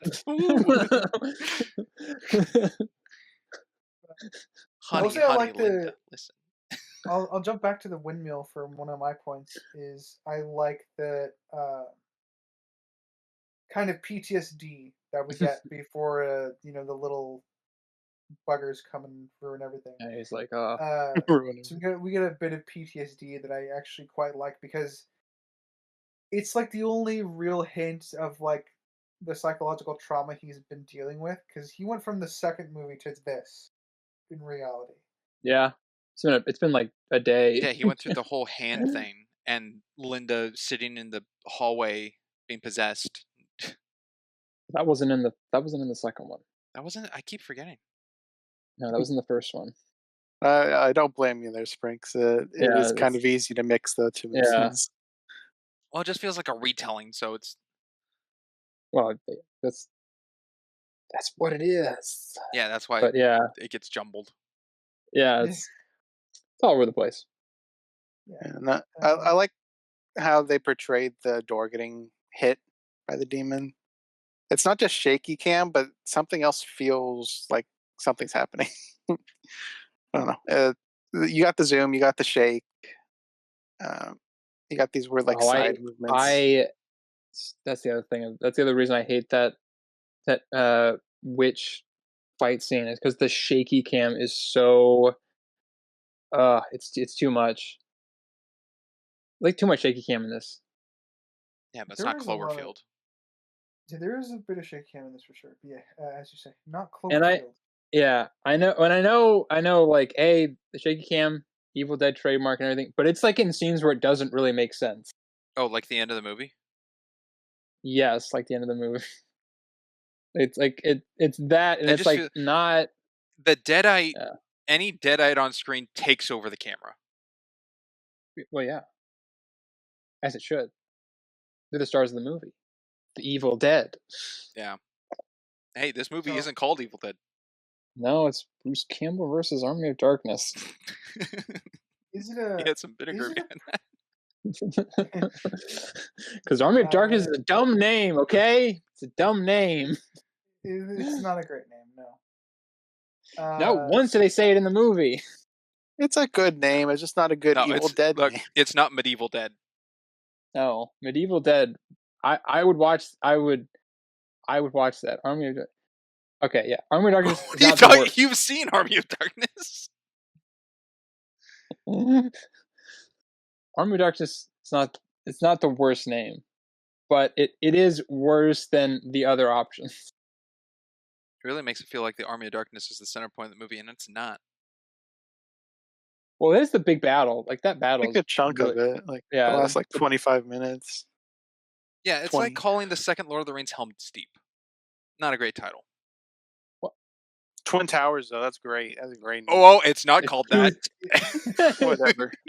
Two Towers. Ooh. Great name. Boromir, they hit the second tower. That's so good. Oh God.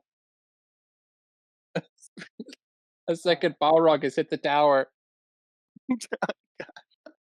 Second Balrog. Stop! You're so confusing sorry. Crimson. He doesn't know what that is. I'm so sorry. You should not pass, Balrog. So sorry. Oh, we got some gold here. Oh God. Ooh. So anyways, back to the... I heard my name somewhere in there. What? Yeah, you So go. I had a point, but it's gone. So Sprinks. Okay, sweet. 'Cause you have to give a bunch of points. So. When God. the Kandarian demon is at the door of the windmill beating on it, it's bright outside when Ash goes into the windmill. How much time has passed for it then to go to night? So well, he's passed out when he gets tied up, so there could have been a passage of time there. There's a time difference beforehand, showing outside being dark. That reminds me. How are they operating in the day? Oh, Established rule from the previous film. That was the thing in the previous one. I think in this one, because they have like kind of like full control over everything, the daylight doesn't really affect. I'm pulling that out of my ass. I don't know. Graveyard has exactly. Well, okay, but so he unleashes them when he misspeaks the words, but they were already unleashed. I don't understand. The army wasn't unleashed. The army, yeah. Yeah, the force has always been there. It's been protecting the graveyard. Yeah. But then after the windmill scene, it vanishes. But it's also harassing the villagers. So how could it be in the? Also, wouldn't it want the book to get opened, or whatever? Yeah. Well, it wants it to be used properly, not to be captured. I suppose. What it should have done is possess Ash in the graveyard and then have possessed Ash read the book. No, he's immortal now. He can't be touched. It's impossible. No. What I was going to say in regards to the time jump, that's the extended cut, is that the force actually like speeds up the time so it goes into nighttime for some reason. Oh, supernatural. Yeah, like the wind time. like the sun tilts and the sun, lowers and the windmill stops going. That's not there. That's just gonna have. I would have issues with that. Now we're just left with the issue of like, why is it nighttime all of a sudden? Yeah, see, that's a lesser issue as far as we can. I agree. Infer somewhat that he passed out. Yeah. I'd like to point out now, though, because of that point, I am now on page 2 of my notes. Ooh, how many pages are there? Only 2. This isn't going to be. There's 4 pages. Crimson point. Yes, Sheila. I would have preferred not a happy ending with Sheila. Like she died. The fact that she came back after Evil Ash died, I don't really get. Well, she never got shot. She had a thing thrown into her though, a spear. Yeah, she walked it off. Stab. I forgot about we said the Deadites have like impenetrable skin or something, because like Evil Ash gets the shotgun point blank to his face and he's fine. Yeah, but then he gets stabbed later on in the movie. Yeah, and that's not fine. Okay. Actually, no, that's totally fine. They're so durable. Well, yeah, that's why you got to dismember them. So I just don't know why Evil Ash dying means she's okay, because the army's still alive. The skeletons are retreating. Retreat. So it's not like they all died when Evil Ash died. So why did I she thought get she reverted? was. Yeah, I thought she was 'Cause still going to be evil, and that was going to be the twist. But no, she's just fine. Well, because that's also again, gotta quit harping on the show. But once they're possessed, they're possessed. Like you, that's it. You're done. You don't revert back Unless you're Ash. unless you're Ash. Plot armor. What am I? What do you want me to do?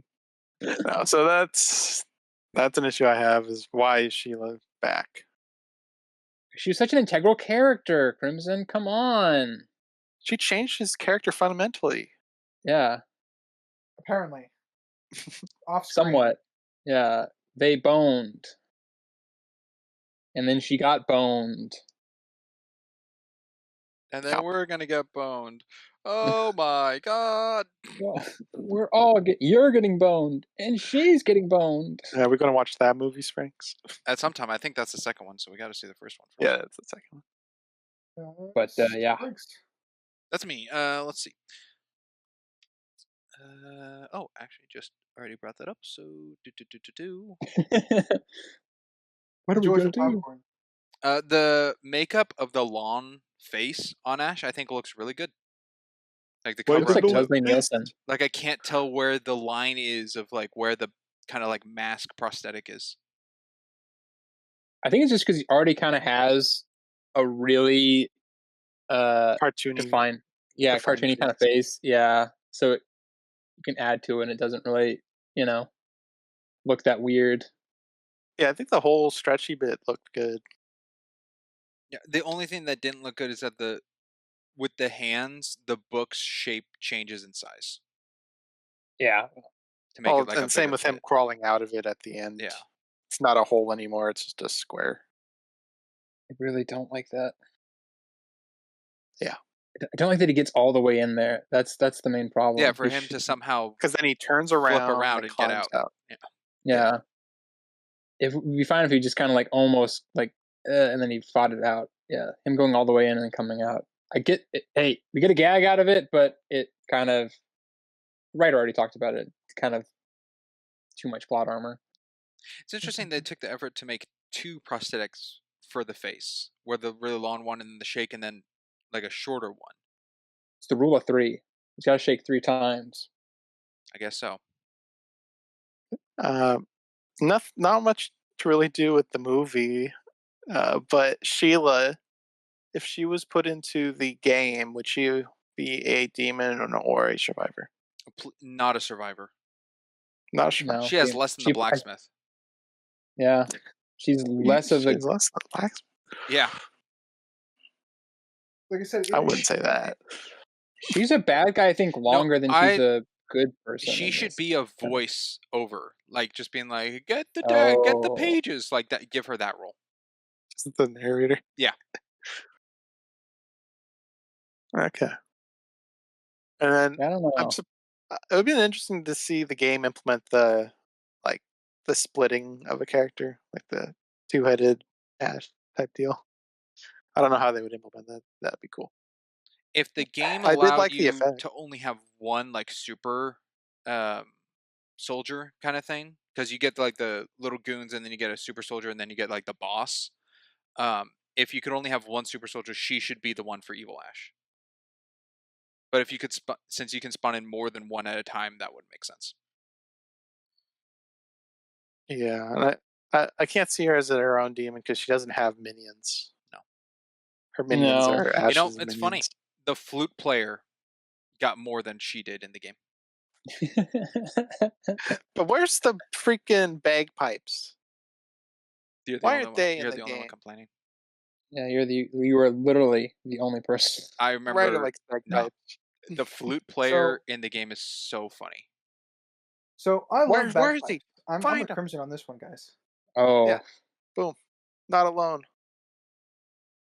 Writer and I are so alike. We even like the same food. Okay. All right. to a certain extent. Listen, you're And- really and burning. Christmas You're really music. burning this relationship right now. It's As already- built it. Should have stopped while you were ahead. Crimson, you laid down the bridge. Ryder walked across it, agreed, pat on the back, immediately walked back. And burned it.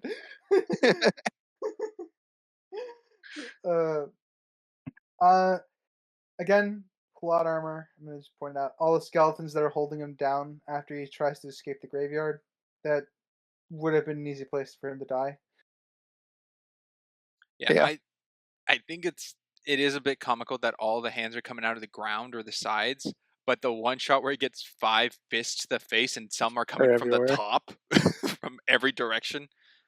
That is a little funny. It's funny, but it doesn't make sense. No. Well, something that makes it even funnier to me is he's like looking at them before they hit him on that shot. Like he sees the skeletons approaching him. Yeah, he's like blocking his hand, like he can see where the hands are coming from. Well, not just that, but I mean all of them at the once. That one in particular. There's a period of time where he's just looking ahead of them like they're approaching him, and then you get that. I don't know, that's amusing. Brinks point. How come the lightning is attacking the castle before like anything's really happened? Well, is it I lightning or supernatural lightning? Well, it does raise evil Ash out of the ground and joins his body parts together. Yeah. So So I'd say it is as magical. supernatural lightning, I wouldn't have an issue with it just Targeting killing the castle. people. Okay. Yeah. I just didn't understand why it pinpointed that. Sinister, I haven't called on you in a while. Yeah. Let me see. What do I have go on here? Well, while you're searching, Crimson. Yeah. Good idea. The car. Whoa! I feel like this is a car that needs to be put into the lexicon. You know, no, you don't see this car anywhere. There's no like toy models of it. There's nothing. It's a very distinct, unique car. Crimson, are you asking? Do you want an Oldsmobile Delta 88 Yes, with but the fan on it? Yeah, with the? Oh, I see. that's a unique, distinct car right there. He wants the souped up version. Yeah. Yeah, they don't have any distinct one. toys for this, do they? That are like from the time period. It's all after the fact, like 20, 30 years later, right? Yeah, actually, I don't know. Probably. I mean, it blew up later than when it came out. Look So, at Army of Darkness toys. Cool looking car. I think it might be pushing on what we know of Ash's knowledge to construct it, because he had to make like a steam engine or something for the fan blade. He's got a book on Chemistry 101 and steam power. Okay. Yeah. Two normal books that people have. Yeah, and gunpowder. That is just there. Well, that was in the chemistry book. I'm more okay with that because the Anarchist Cookbook is like a free knowledge as far as I understand it. So in today's time. Well, yeah, but it would be in chemistry. It would show you how to make it. The reason that information would be in a chemistry book from the 1990s, you know. Yes. It makes a sort of sense to me. So I'm fine with the black. Terrorism wasn't widespread yet. Jeez. Sorry. So cool car. Too bad Ash was an idiot and blew it up. Yeah. He didn't want to kill his beloved, even though he did kill her later on. You could have slammed on the brakes. He did. He did. He just turned and then he veered it to the side. Yeah, it went off to the right, and then it flipped over, blew up, and then it fell to her left, where it was directly coming at her. And it just That's the problem with those Delta 88s. They just pull to the right every single time when you just. Now, is this a problem because of what happened in the first two films, that he should have an experience with this, that they can suddenly change out of their demon form? I mean, we don't know what that retcon backstory told. Yeah, unfortunately, this is so. With the exception of the intro, this is so isolated from everything else. I have no idea what connects it beyond just what we get shown. Because they don't even in the show, they don't really talk about this. It's like its own movie, basically. Yeah, I think it does get referenced, but it's not a prevalent reference. No, it's just sort of like the really like the black sheep of the franchise. It's not a lot of canonization with a lot of this stuff. It's funny because I think subjectively, spoilers, is probably my favorite. I had a hunch. I think it's just because of the tone difference. It just doesn't fit with any of the other ones. It's kind of too far into That's one true. zone. It's really its own animal. It lacks the horror. Yeah. It lacks the horror. Well, it lacks the horror, and then it lacks a lot of the character development that is kind of prevalent in both of those. I mean, like the character development in this one is a little bit more. He's learning to be not selfish. Is kind of what Yes. it comes down to, which is fine enough. But he never came across as selfish in previous work, which is why it feels like a ham-fisted character trait. Yeah. Something that feels ham-fisted is his 180 turn of, I don't want to help you guys. Sheila gets taken. All right, I'll help you guys. It's this. Yeah. I'm not gonna run anymore. Yeah.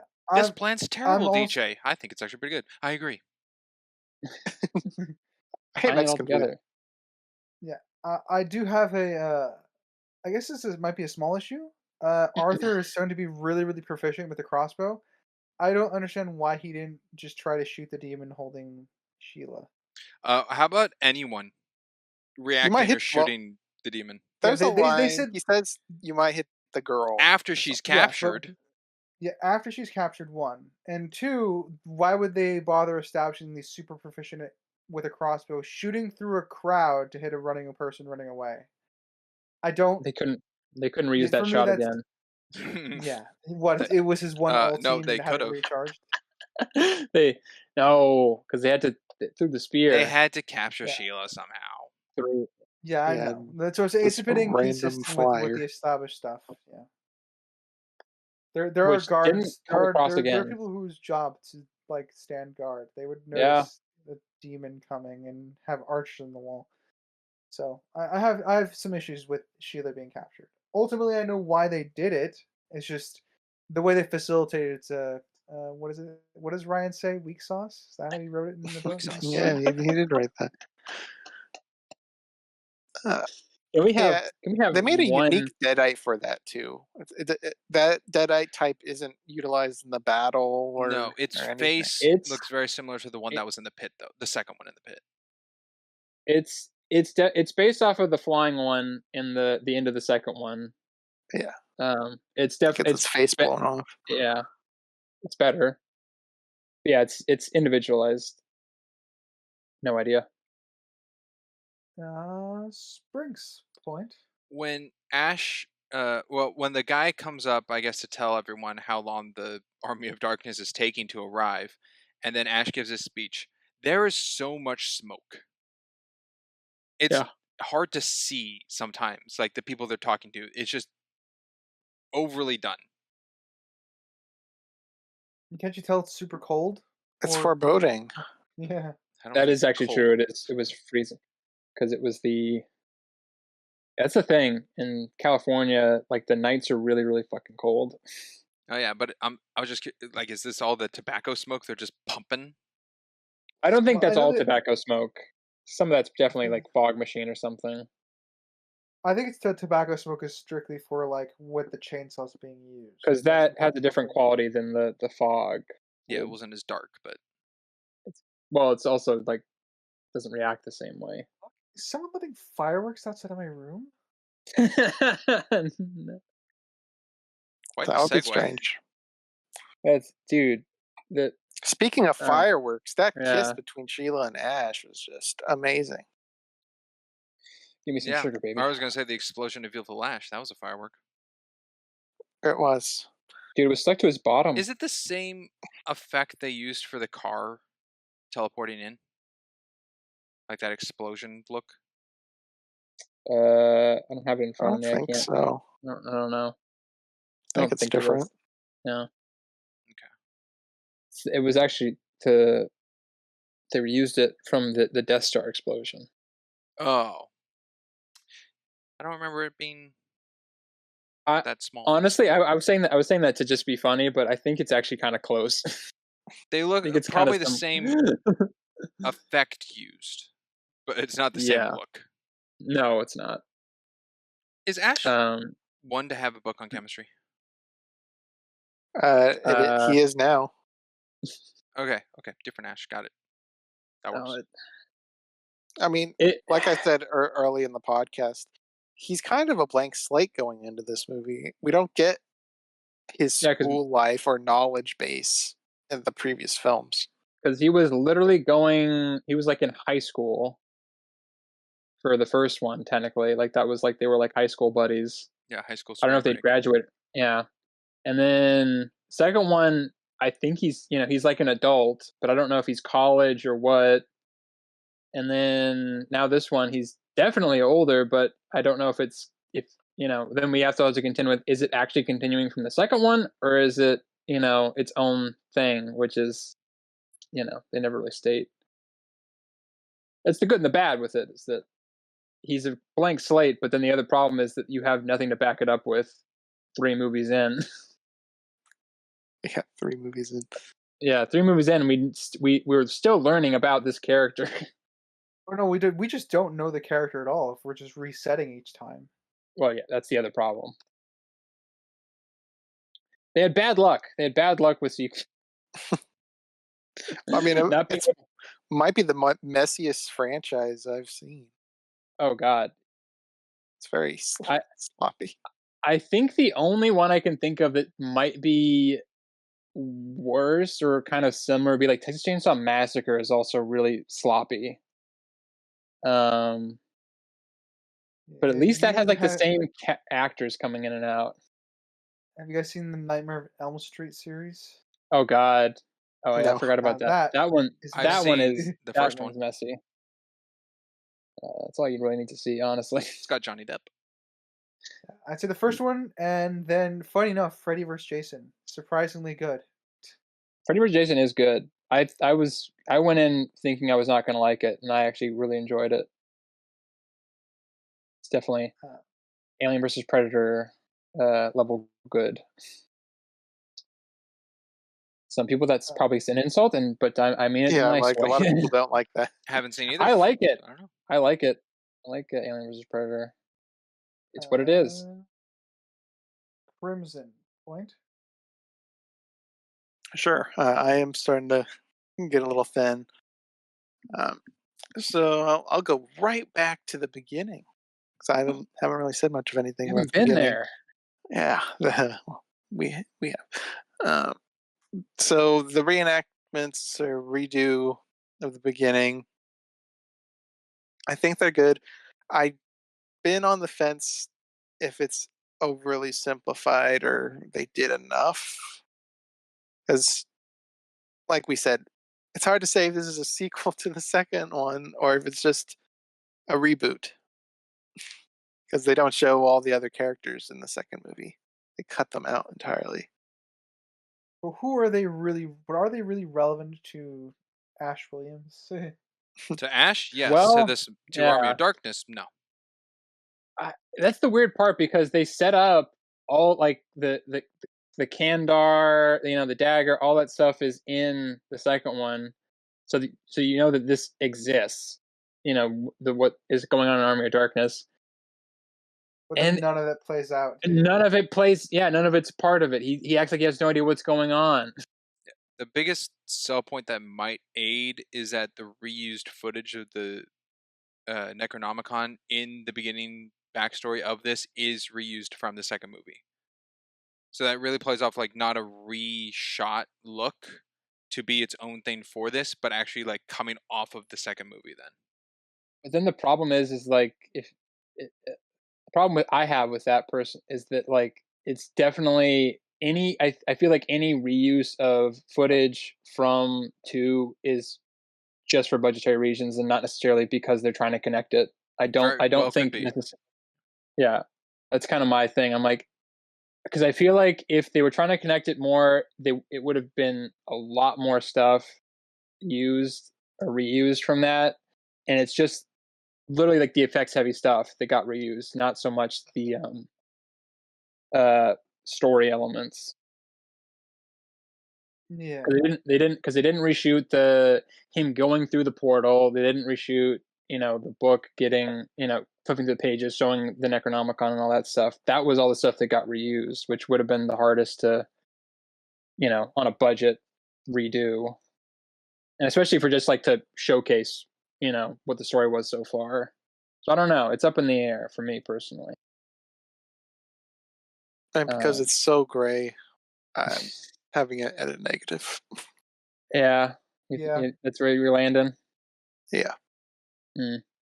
Fair. I do wish. That's one thing. I know there's like fan edits of people that like try to combine them more together, but at the same time I'm like, Well, wasn't there something of like Bruce Campbell in an interview you're telling people where to like stop the second movie or the first movie to go into the next, and it's not seamless?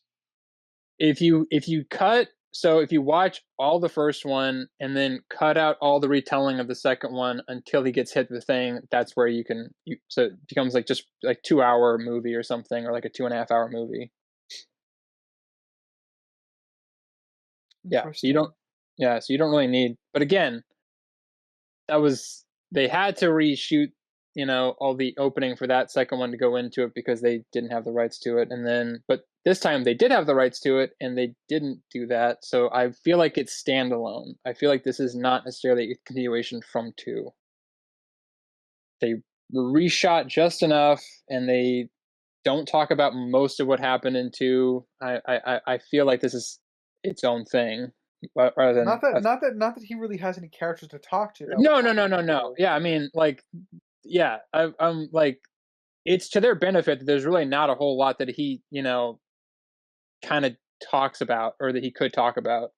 Like, that's one thing I'll give it, but at the same time, I'm like, it then makes it hard to like say, okay, is he or is like, what does he know? What doesn't he know? Like, what level of that's kind of the hard part, and then you got to get into the subjective and objective parts of it. Like, oh, is him not knowing that or him knowing this a problem? Because technically, if we just go off of what the recap was, he knows absolutely nothing other than there's a bad book and he got sent through a portal. Yeah. And that's kind of an issue. Yeah. Spriggs point. Yes. Issue that, well, again, I don't know what terminology for this, that I feel like you would also have, writer, is Evil Ash tells his army to go like a south movement, or someone says like the south side's coming in and breaching. When it goes to focus on that, they're not moving. They've just stopped. Yep. So I don't know if they were trying to be sneaky about it, and then they got caught and didn't know what to do. Oh, you just reminded me of one of my nitpicks. Why didn't they save one of the explosive arrows for the battering ram?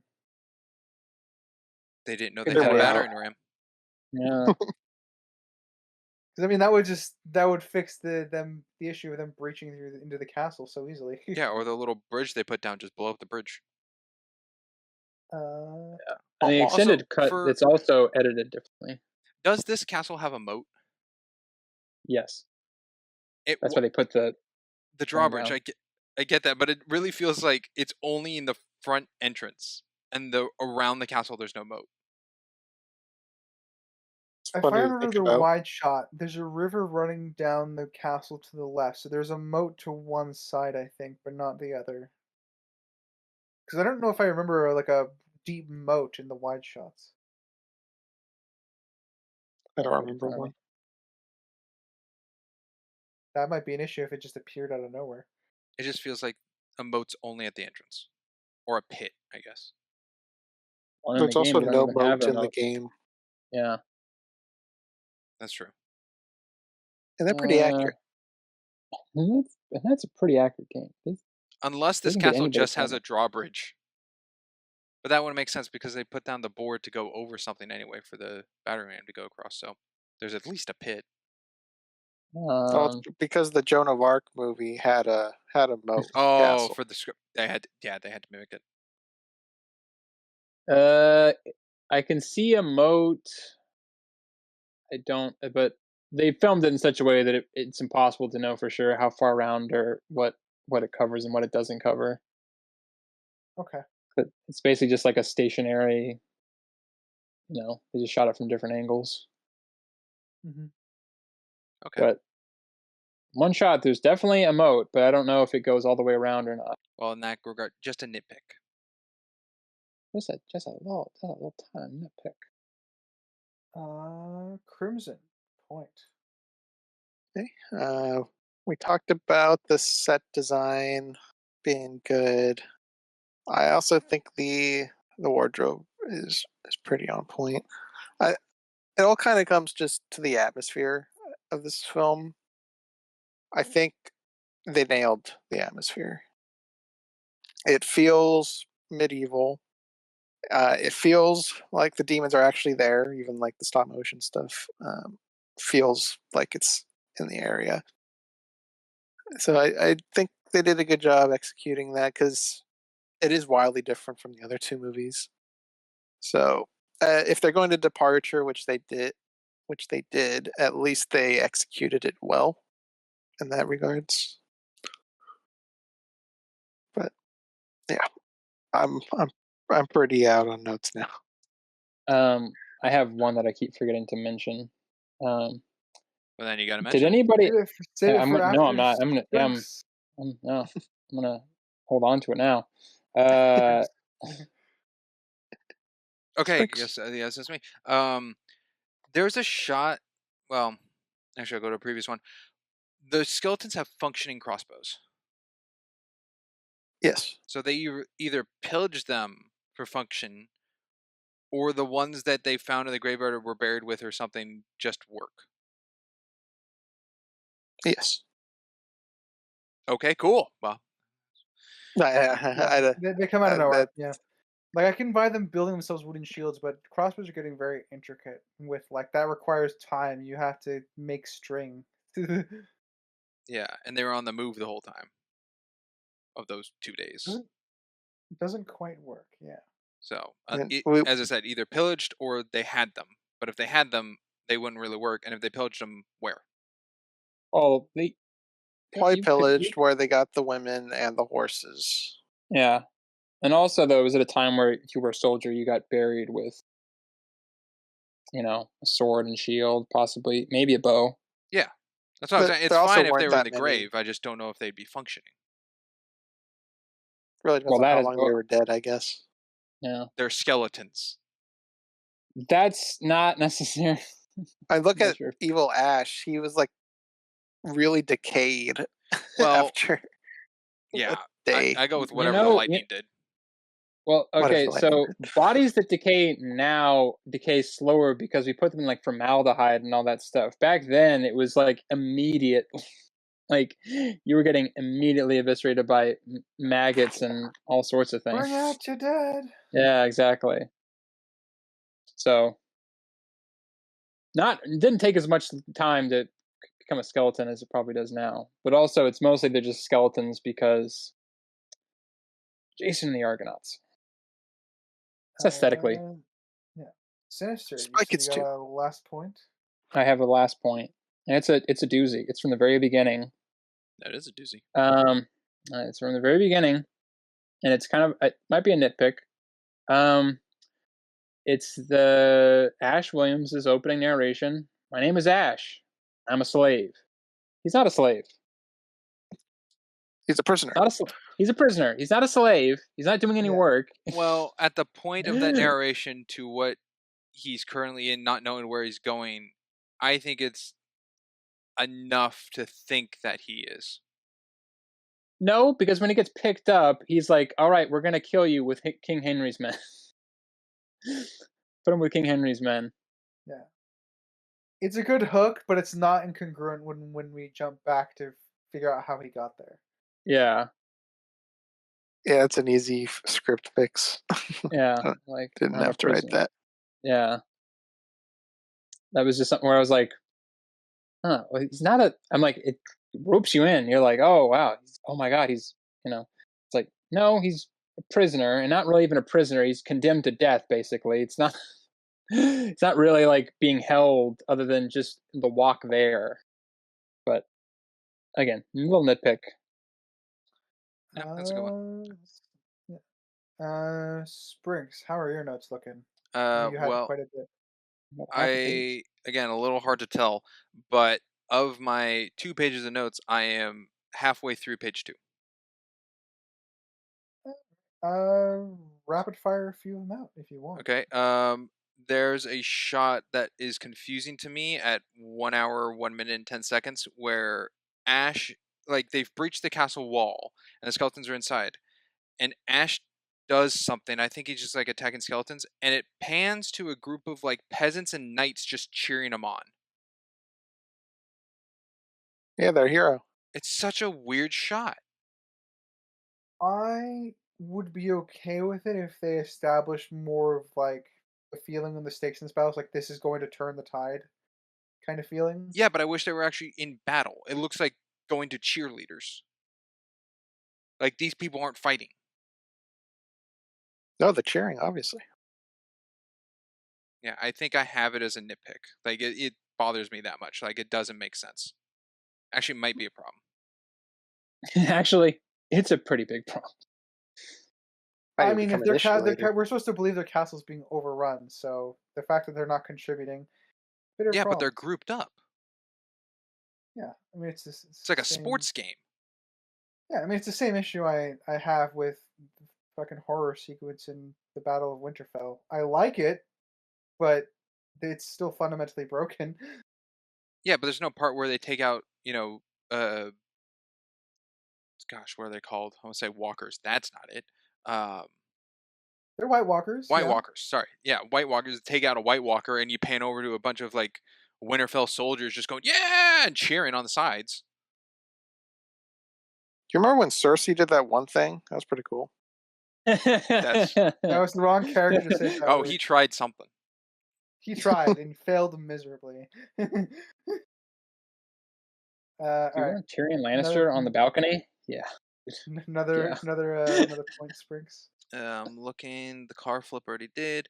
Already touched on the skeletons being thrown at Bruce Campbell. I thought that was hilarious. Sheila got out of the pit. Don't know how.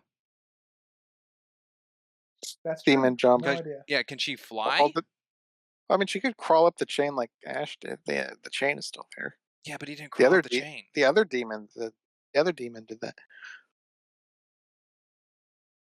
I got a point. I guess that other Deadeye did just get to the top. Yeah, somehow like they made no sound too while they were doing it.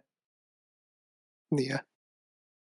My last point is it's probably already been touched on, but the ending sequence is being a little over the top in the S-Mart. Yeah. Yeah, I do like that. Ash just tried to go back to his normal life working at S-Mart, and then obviously he's just prepared for evil to show up now. It's a nice kind of way to show a growth in the character. Yeah, I actually do have a question with that. The Deadite, is that brought from him screwing up the spell again, or is that one that's already just part of current day? Why do you ask these questions where it's like so obvious that there's no way we could possibly? Because it's stir up discourse. Because it's what we think it is. What do we think? Yeah. Wow. It's a bit of an issue because we have quote unquote established rules, but those rules are broken with each subsequent film because it's not connected. That's what I mean. Connected. Yeah. Like we have to then figure out why. This goes into a rule of time travel. From the first Evil Dead, has Ash always been in history in the past? Oh God. Has that always been a thing? Or has he never been, and the events of Army of Darkness is him being taken to that? I know I don't have this power, but I'm vetoing that. We're not talking about time travel. We're not talking. I don't want to go into time travel. Listen, We'll be here all day. There are It rules would- to time travel. There are And no it- rules in Evil Dead. It helps, Springs. There's no rules in Evil Dead. but it helps to identify. Yeah, I don't think they're. Unfortunately, we don't deal with the time travel rules in a way that would make it explicit enough. Oh no, wait. I'm just no, saying no, this I think- helps no. Crimson's question. Okay, so I take back what I said. No, it's established that he did go into the past and change the future because when you open up the books in Evil Dead 2, you have images of him in the past at Kandar. As the But prophecy. that gets into the fact that did that already happen then because it's in the book. So Yeah, he was there in the past. It was he was there in the past. So yes. So it's a clean it would loop, be- as in he's not changing history. It's It's been that way. Enacted. it's always been. Yeah. It's always It's set he's in always stone. gone back in time. So that could be that the spell is what's keeping the Kandarian demon to the cabin. But then how would you fix? Then he could never fix it because he would constantly f it up because he would never remember the incantation. Which also, I'm going to point that not out. That's up a to the character point of Army flaw. of Darkness. It's a character flaw. I'm putting it out there. That he's forgetful. That he Twice. fucked it up, dealt with the consequences, and then immediately fucked it up again. Yeah, well, part of his character. He doesn't learn. I guess you're right. So Crimson, what was Yeah. your initial question at the beginning? Is that the S-Mart Deadite, is it What because of... Well, I guess origin of the Deadite, yeah. Because we have the other movies where the origin is because the book was read and then the demons are out, but one was already that's out the because thing. it was called originally. And then you have this one where it's not at the cabin, it's where Ash is. So is it a byproduct of him saying the spell and a Deadite entered into the future with him, or like Okay. it's not defined, which is what I'm asking. I don't think it's a Deadite from the past coming to the future. What I do think is that him misdoing the spell from 1300 AD is what has made the Deadites up to the modern day point. But now, being the presence of his own conscience of going to the past to the future now, or like back home, he now knows what is the reason for the connection. I would just like to point out that if the Universal wasn't a bunch of effing cowards and they went with the alternate ending, we wouldn't be having this discourse right now. That's true. But that's not the very product of this true, movie. But unfortunately, I know. we don't have that one. Or they are cowards. It was aired overseas. It's canon. It's both canon and not canon. I watched this Yeah. movie on land. I didn't watch it in a plane over a sea. Sorry, that was really lame. I'm so sorry. We went quiet. We had to let you know. Yeah, there's those 5 seconds you wanted. Yeah. I see. I thought for a second that you made a much deeper joke than you actually meant to, and then I realized no, you did. You wouldn't. I don't think you even know about that event. Aeroplane over the sea. Me in history? No. No. Probably. That's ancient history right there. What I do say, what I think is actually pretty cool, is that both Evil Ash and Normal Ash are dual wielding swords as a fight. That's pretty cool. That is pretty cool. Yeah, I agree with that. Springs, I guess. Final. Is it call just if you me? wanna rapid fire a no, few. At this rate. I'm just The curious. rest of Like, us have been out, dude. Yeah. okay, I'm tapped I mean, out. Yeah, we'll piggyback off of it if we got something. okay. It's very apparent to notice that when Ash burns Evil Ash's face, that it's a mask because the white of the eyes are gone. Well, yes, Yeah. you don't want your stunt double. Actually Yeah, but burning. it's. I wish it was just shot at different angles, because it's very front on that's what it is. Or if they put some kind of thing over the eyelids, so like just mimic the eyes because they're just gone. Dude, I wish they just put googly eyes on it.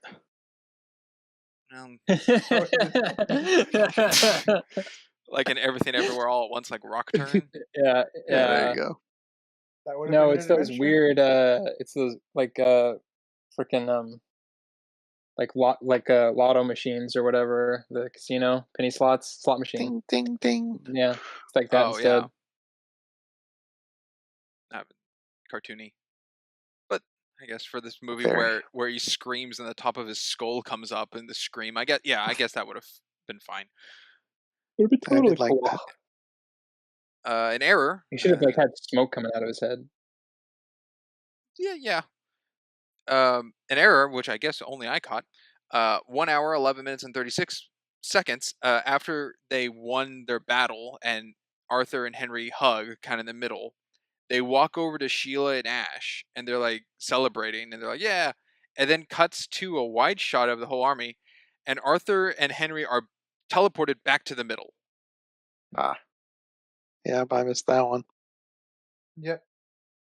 I do really like that scene though, because it's a nice subversion. Like I said, it's just the only thing that makes me wish for is, I think I've said it already, is just the more of the Henry Arthur relationship, like what their dynamic was before then. Do you So think it that hug was feels warranted? more fulfilling. It works. I'm like, they're clearly enemies, but I think it would work better if we had a sense of more of a sense of their dynamic from a conversation between the two of them before that point. Okay. Like if there was an underlining respect, even though they're against each other. Yeah, I think there's too much animosity from their first meeting. It feels kind of like forced in. Even I mean, I'm fine with it. It's not the biggest problem to me, but it does feel like there wasn't enough build up to that relationship to feel like that's how it would have gone. It's functional for the way the movie is flowing. It's fine. Yeah, it's enough for me where I'm like I can accept it, but I kind of wish there was more. Okay. Which I feel like this whole movie kind of has that feeling where I wish there was more to explain something. Sheila romance, Sheila evil version. Yeah, wish there was more. It does Sheila. feel like rather than like Sheila Redemption, a finished something. photo or image, it feels like a jigsaw puzzle where you can see all the creases of where the pieces are. Like it is complete, but you can tell it was pieced together. I don't know if that's a good analogy of it, but I think I get what you're throwing down. I don't know if I'm the only one here. I think the transition of how Ash got back home is really lame. Just like the fade to the light in the store. I'm not the level of saying it's lame, but it's not very creative. Say that. I mean, it's like I It's said, explained. It's just not the shown. the alternatings is better. That's what they spend the money on. Yeah, the whole new set for it. Yeah. So I agree with you, Spriggs. The ending for this film is the transition is pretty lame. Also, Sinister, you brought it up earlier about how I feel Yeah. about reused shots. They do reuse Yeah. more footage at this end fight thing, Yeah, where they do. Ash jumps on like the cart with the carbine and starts firing, and there's a shot of him kind of closer up before panning to his face, where it's the movement on the cart firing. After that, when he's off the cart and the Deadites jumping around, it goes back to him firing, but it's shot from him, I think, on his left, and it goes to the carbine, which is now on the right side of him, and it's closed up. I don't know if they zoomed in more on the shot to try to hide it, but the background is moving, so it's the same shot of him on the cart firing the gun again. Well, same shot or a different shot used zoomed in. Well, I think It it's would the just same. be placed in a weird spot. I think it's the same shot because the background's moving and he's standing still. No, but it could be from a different take. It doesn't have to be. Okay. It the could be from same. a different take, yes, but Yeah. But being that the I background agree is moving, that's incongruent. Yes. Also, the guns come loaded because he broke it out of a glass case and didn't. Yeah. Load it. That was before the crackdown, okay? Oh, is that it? Nobody cared. You could bring a gun on a plane, all right? Yeah. Well, yes, at that time. I mean, you still can do that. You just can't have it like accessible, right? You could put it in the undercarriage, right? Yeah, you can put it in a case or like a U.S. Marshal. Yeah. You can have a weapon on board.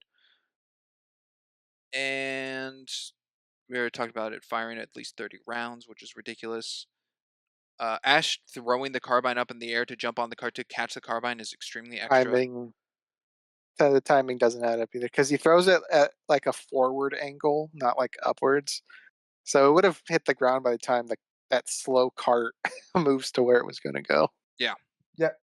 Which I guess the last point I have, which is prior because looking at this, I'm out here. The last thing I have is the shot of Ash with the boomstick, like telling the crowd what it is.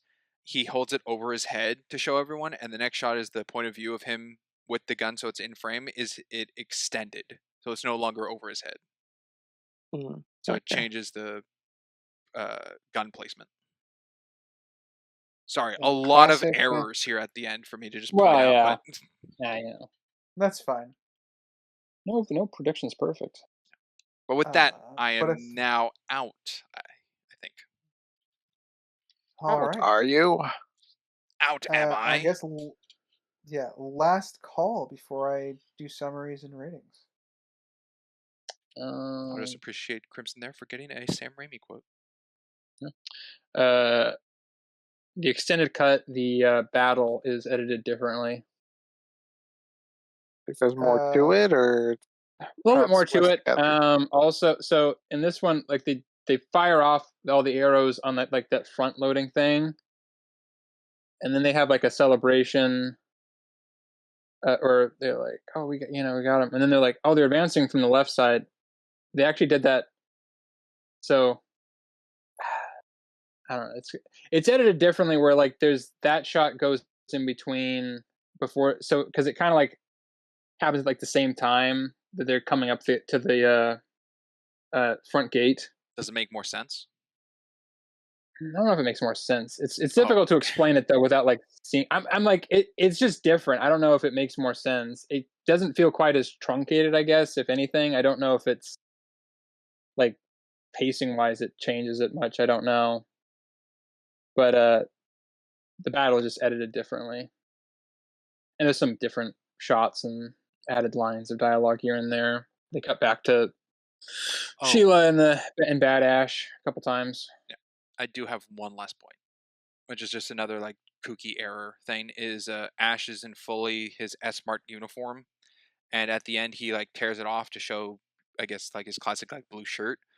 He just had a carbine holster on him under his uniform. He's ready to spring into action. Yeah. Run for a fight. He's the guy. I'm more okay with that because at that point, theoretically, Ash has experienced too much not to be prepared. At least with that. True, but it's just a holster. There's no gun. Yeah, which is the issue. Is like I don't know why he wouldn't go without a gun. He never uses a pistol. Can't think of him using a pistol. Only in the video game. It's kind of weird to think about. Yeah. I guess that's the one thing the game screwed up. Yeah, that would be funny. Ash goes for a pistol and goes, never done this before. Never used a pistol. Yeah. I guess with that, we should go to summary and ratings, fellas. And we shall start with Crimson. I started the podcast. Why do I have to go? You got host carded. I said so. Because I said so. That's why. You got host carded. Oh, okay. I will start with my subjective. It's an enjoyable film. I like the effects with all the deadite skeletons. Evil Ash looks cool. The witch, I don't really care at all about. In fact, I'd probably just remove her from the movie. The little ashes are fun, and just kind of cool to see how they did it. And I've been battling whether or not I have this with the first movie or less. And I'm going to have it tie, but I would rather watch this over the first one. So I have this at a 7 subjective. It's not high enough to move to a 7.5 to be definitively higher than the first. So objectively, I think one of the hardest things to rate it is how it's connected to the second one and if it is. And I'm going to treat it as if it is, because Ash takes a hit because he is different in this. He's proven to be cowardly, but willing to do stuff for survival sakes from the second one. In this, he's far more confident and brazen about stuff. He's not too worried about consequences. He's got a lot of plot armor that we've talked about. Plenty of continuity errors in this. The falling car with the disappearing clock. You have things Sprinks just said with the moving background at the S Mart. And that was another continuity one I brought up earlier. But they're around. You got the bullet magic gun stuff.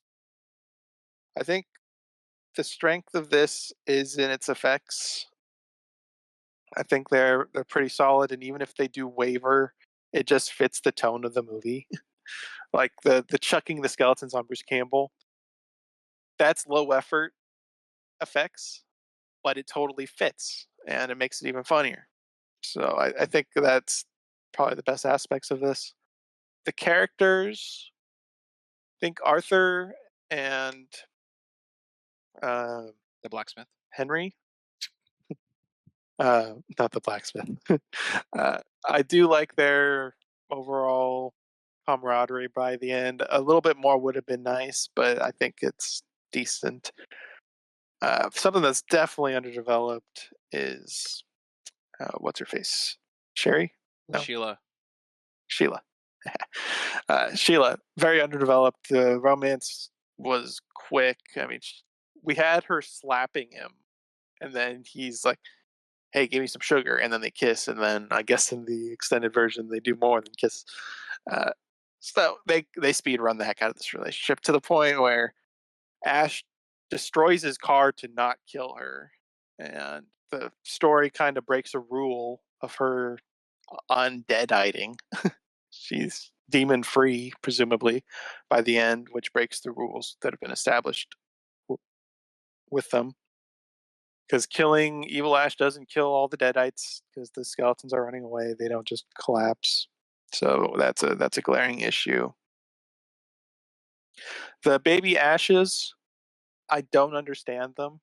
Like, is it the Kandarian demon? All of them? Or what? I have no idea what it even is. The mirror part, did he break it on purpose? Did he just run into it for this gag? I don't know. I talked about the beginning being very gray with the recap, and I said it's so gray that I'm adding it as a negative because that was their chance to define whether or not this is kind of a soft reboot or not, and they didn't do a good enough job to define that. Let's see. I think Bruce Campbell did a good job with all of his roles in this. Ash, Tiny Ash, Evil Ash. I think all around did a good job. Let's see. I feel like at this rate I am just rambling. So I'm going with a 6.5. Could certainly be better, but could certainly be worse. I think the atmosphere, the corny nature saves it a lot because mistakes could just fit. So that's where I'm at. All right. I will go next because I want to. So I'll do my. I'll even do another thing. I'll do my objective first.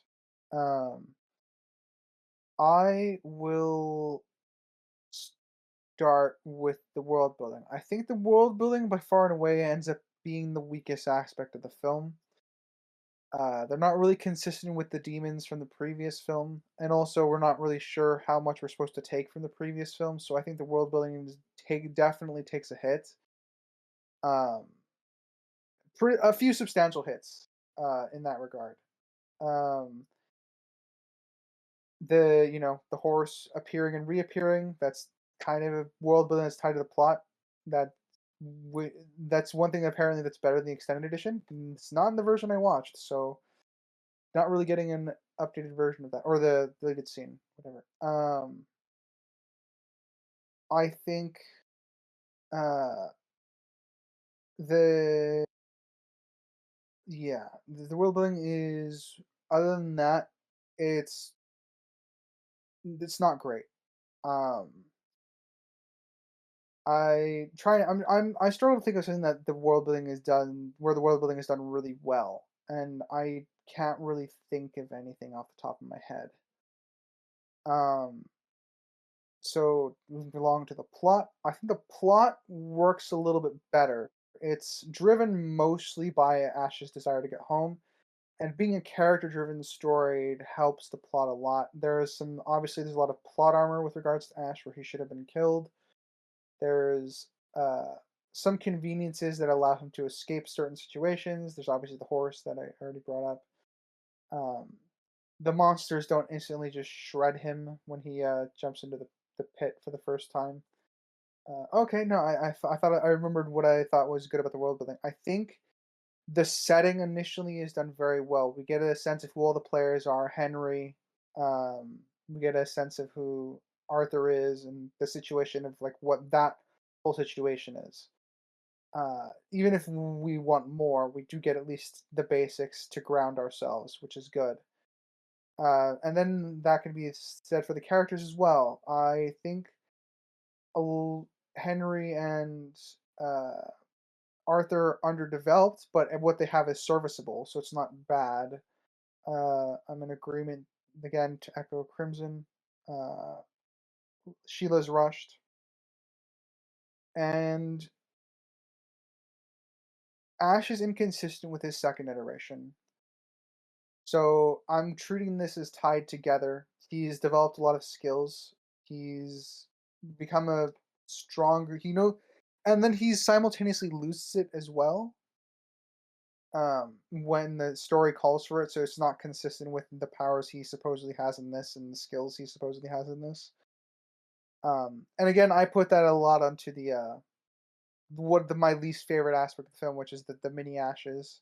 As I personally didn't find that particularly funny, so it's kind of a double whammy for me. Though I recognize the humor that is there for people who would like it. I don't necessarily think it's bad humor.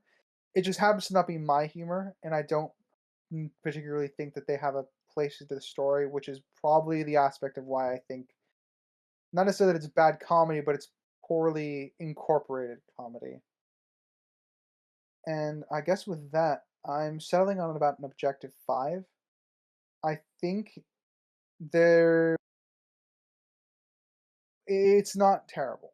Like it still has some redeeming qualities with it. Ash is still going on a story arc, even if it's pseudo reset, and I'm not sure how to necessarily connect it 100% to the previous film, but I have to try to tie it because it's a part of the franchise. And it's not explicit in what's being disconnected and reconnected. Um, Subjectively, I'm also at a 7 to match Crimson's subjective. I enjoyed this quite a bit.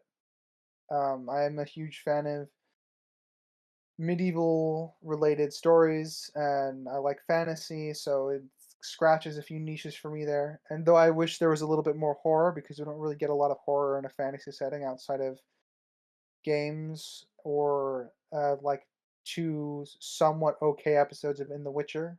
Um, not really a genres. Not very many genres mix those two Voyage enough. of the Dawn Treader. Oh wait, Bite Uh, your tongue. I will so point Keep this out. that name out your mouth. Ryder, you brought up earlier that subjectively this was your favorite. I would like to point out that Evil Dead 2 you did 7.54. So I don't know if you want to lower that or raise this. 7.54. it's probably going to be dropped to 7. So yeah, that's where I'm at. Sprinks. We'll save our guests for last. All right. I'll start with my objective. This movie, I think, has okay at best acting. I think Sheila, Arthur are dull in acting. I think Merlin's just a little bit more just okay. I think Henry is underutilized. Linda's nothing. The store owner, nothing. Ted Raimi, nothing. And then you got Evil Ash and Normal Ash, which is just Bruce Campbell. which is the whole thing, does okay. I think the set design is really good. I think the costume design's pretty good.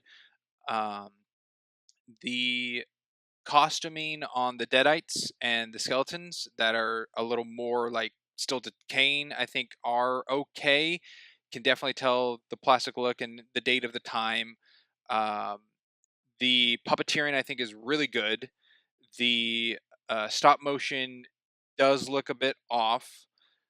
The effects of explosions or the green screen falling and everything, I think looks pretty darn bad, even for being made in 91 to come out in 92 or whatever. I still think of the 90s looks pretty bad, especially being under Universal, which I was curious about the budget. And with 11 million, I feel like could have been a little better, but it seems the money went into other aspects of the film. The cinematography with the Sam Raimi is all over the place. Very creative things, but it's like Sam Raimi coming up with the idea of like, oh, I'm gonna do this right here for this shot to make it look cool, and then the next shot prior and previously don't connect really. They just look like a normal shot and something. So that's fun to see that way, but it does give a little like a whiplash of when something's shot that way to look that way. So that's just kind of his styling. The editing is fine. But the pacing of overall story feels kind of clunky a bit, and I think that's just overall the writing of the story doesn't feel really super fleshed out.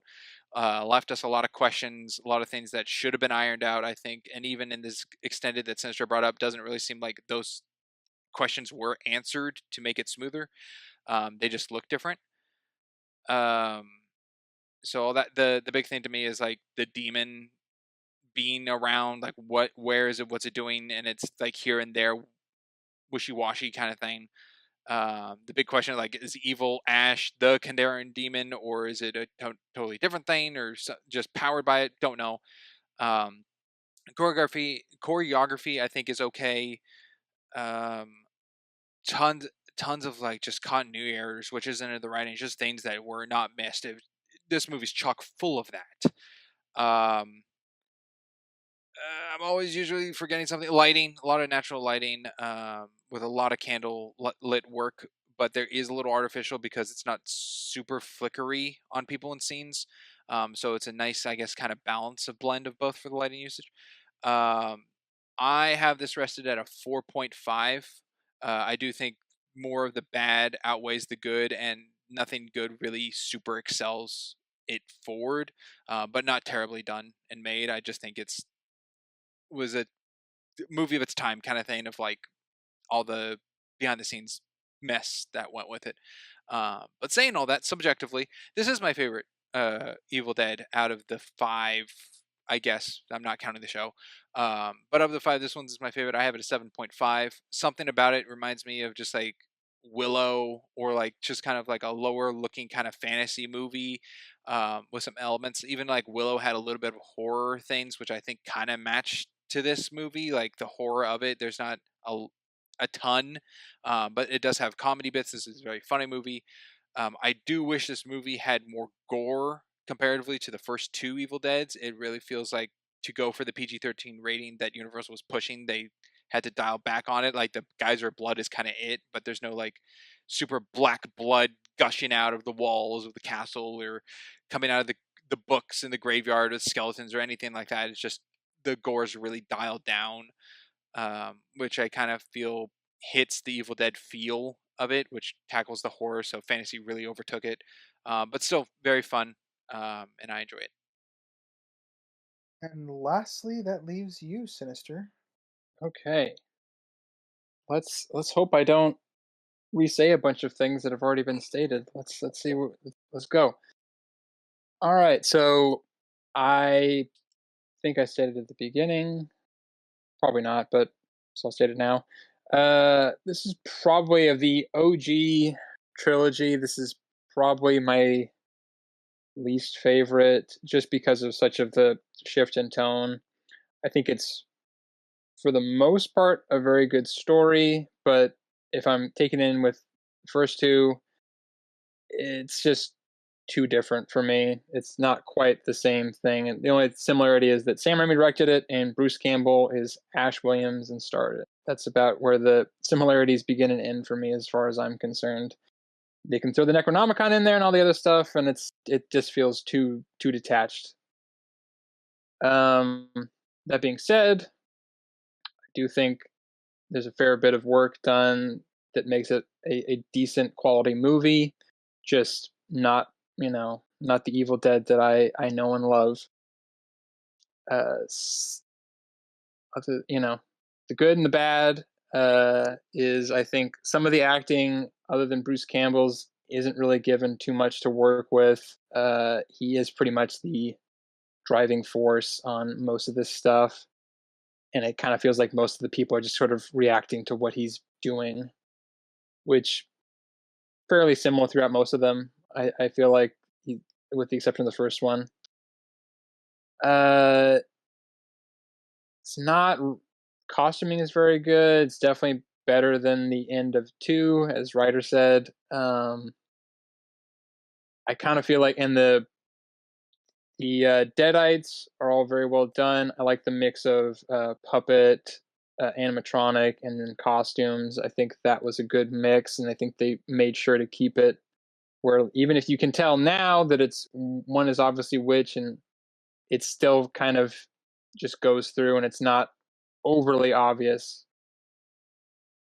And I think they did a lot of the stop motion effects really well. They were about as well as they could be done at the time. Now it would probably be even better and much easier, but there's also just a little bit of the analog beauty to this that I think is quite interesting and very, very good. Bad plot armor everywhere, inconsistencies, a lot of editing, either visible editing or editing mistakes, I think, here and there. And that's just, the movie like this, and with all like the stuff that was going on behind the scenes, kind of makes sense that there's going to be a lot of stuff on the cutting room floor that maybe didn't need to get on there, or maybe, just wasn't able to be reshot in a different way. So, but gotta take it for as it is. Yeah, I think overall I am sitting at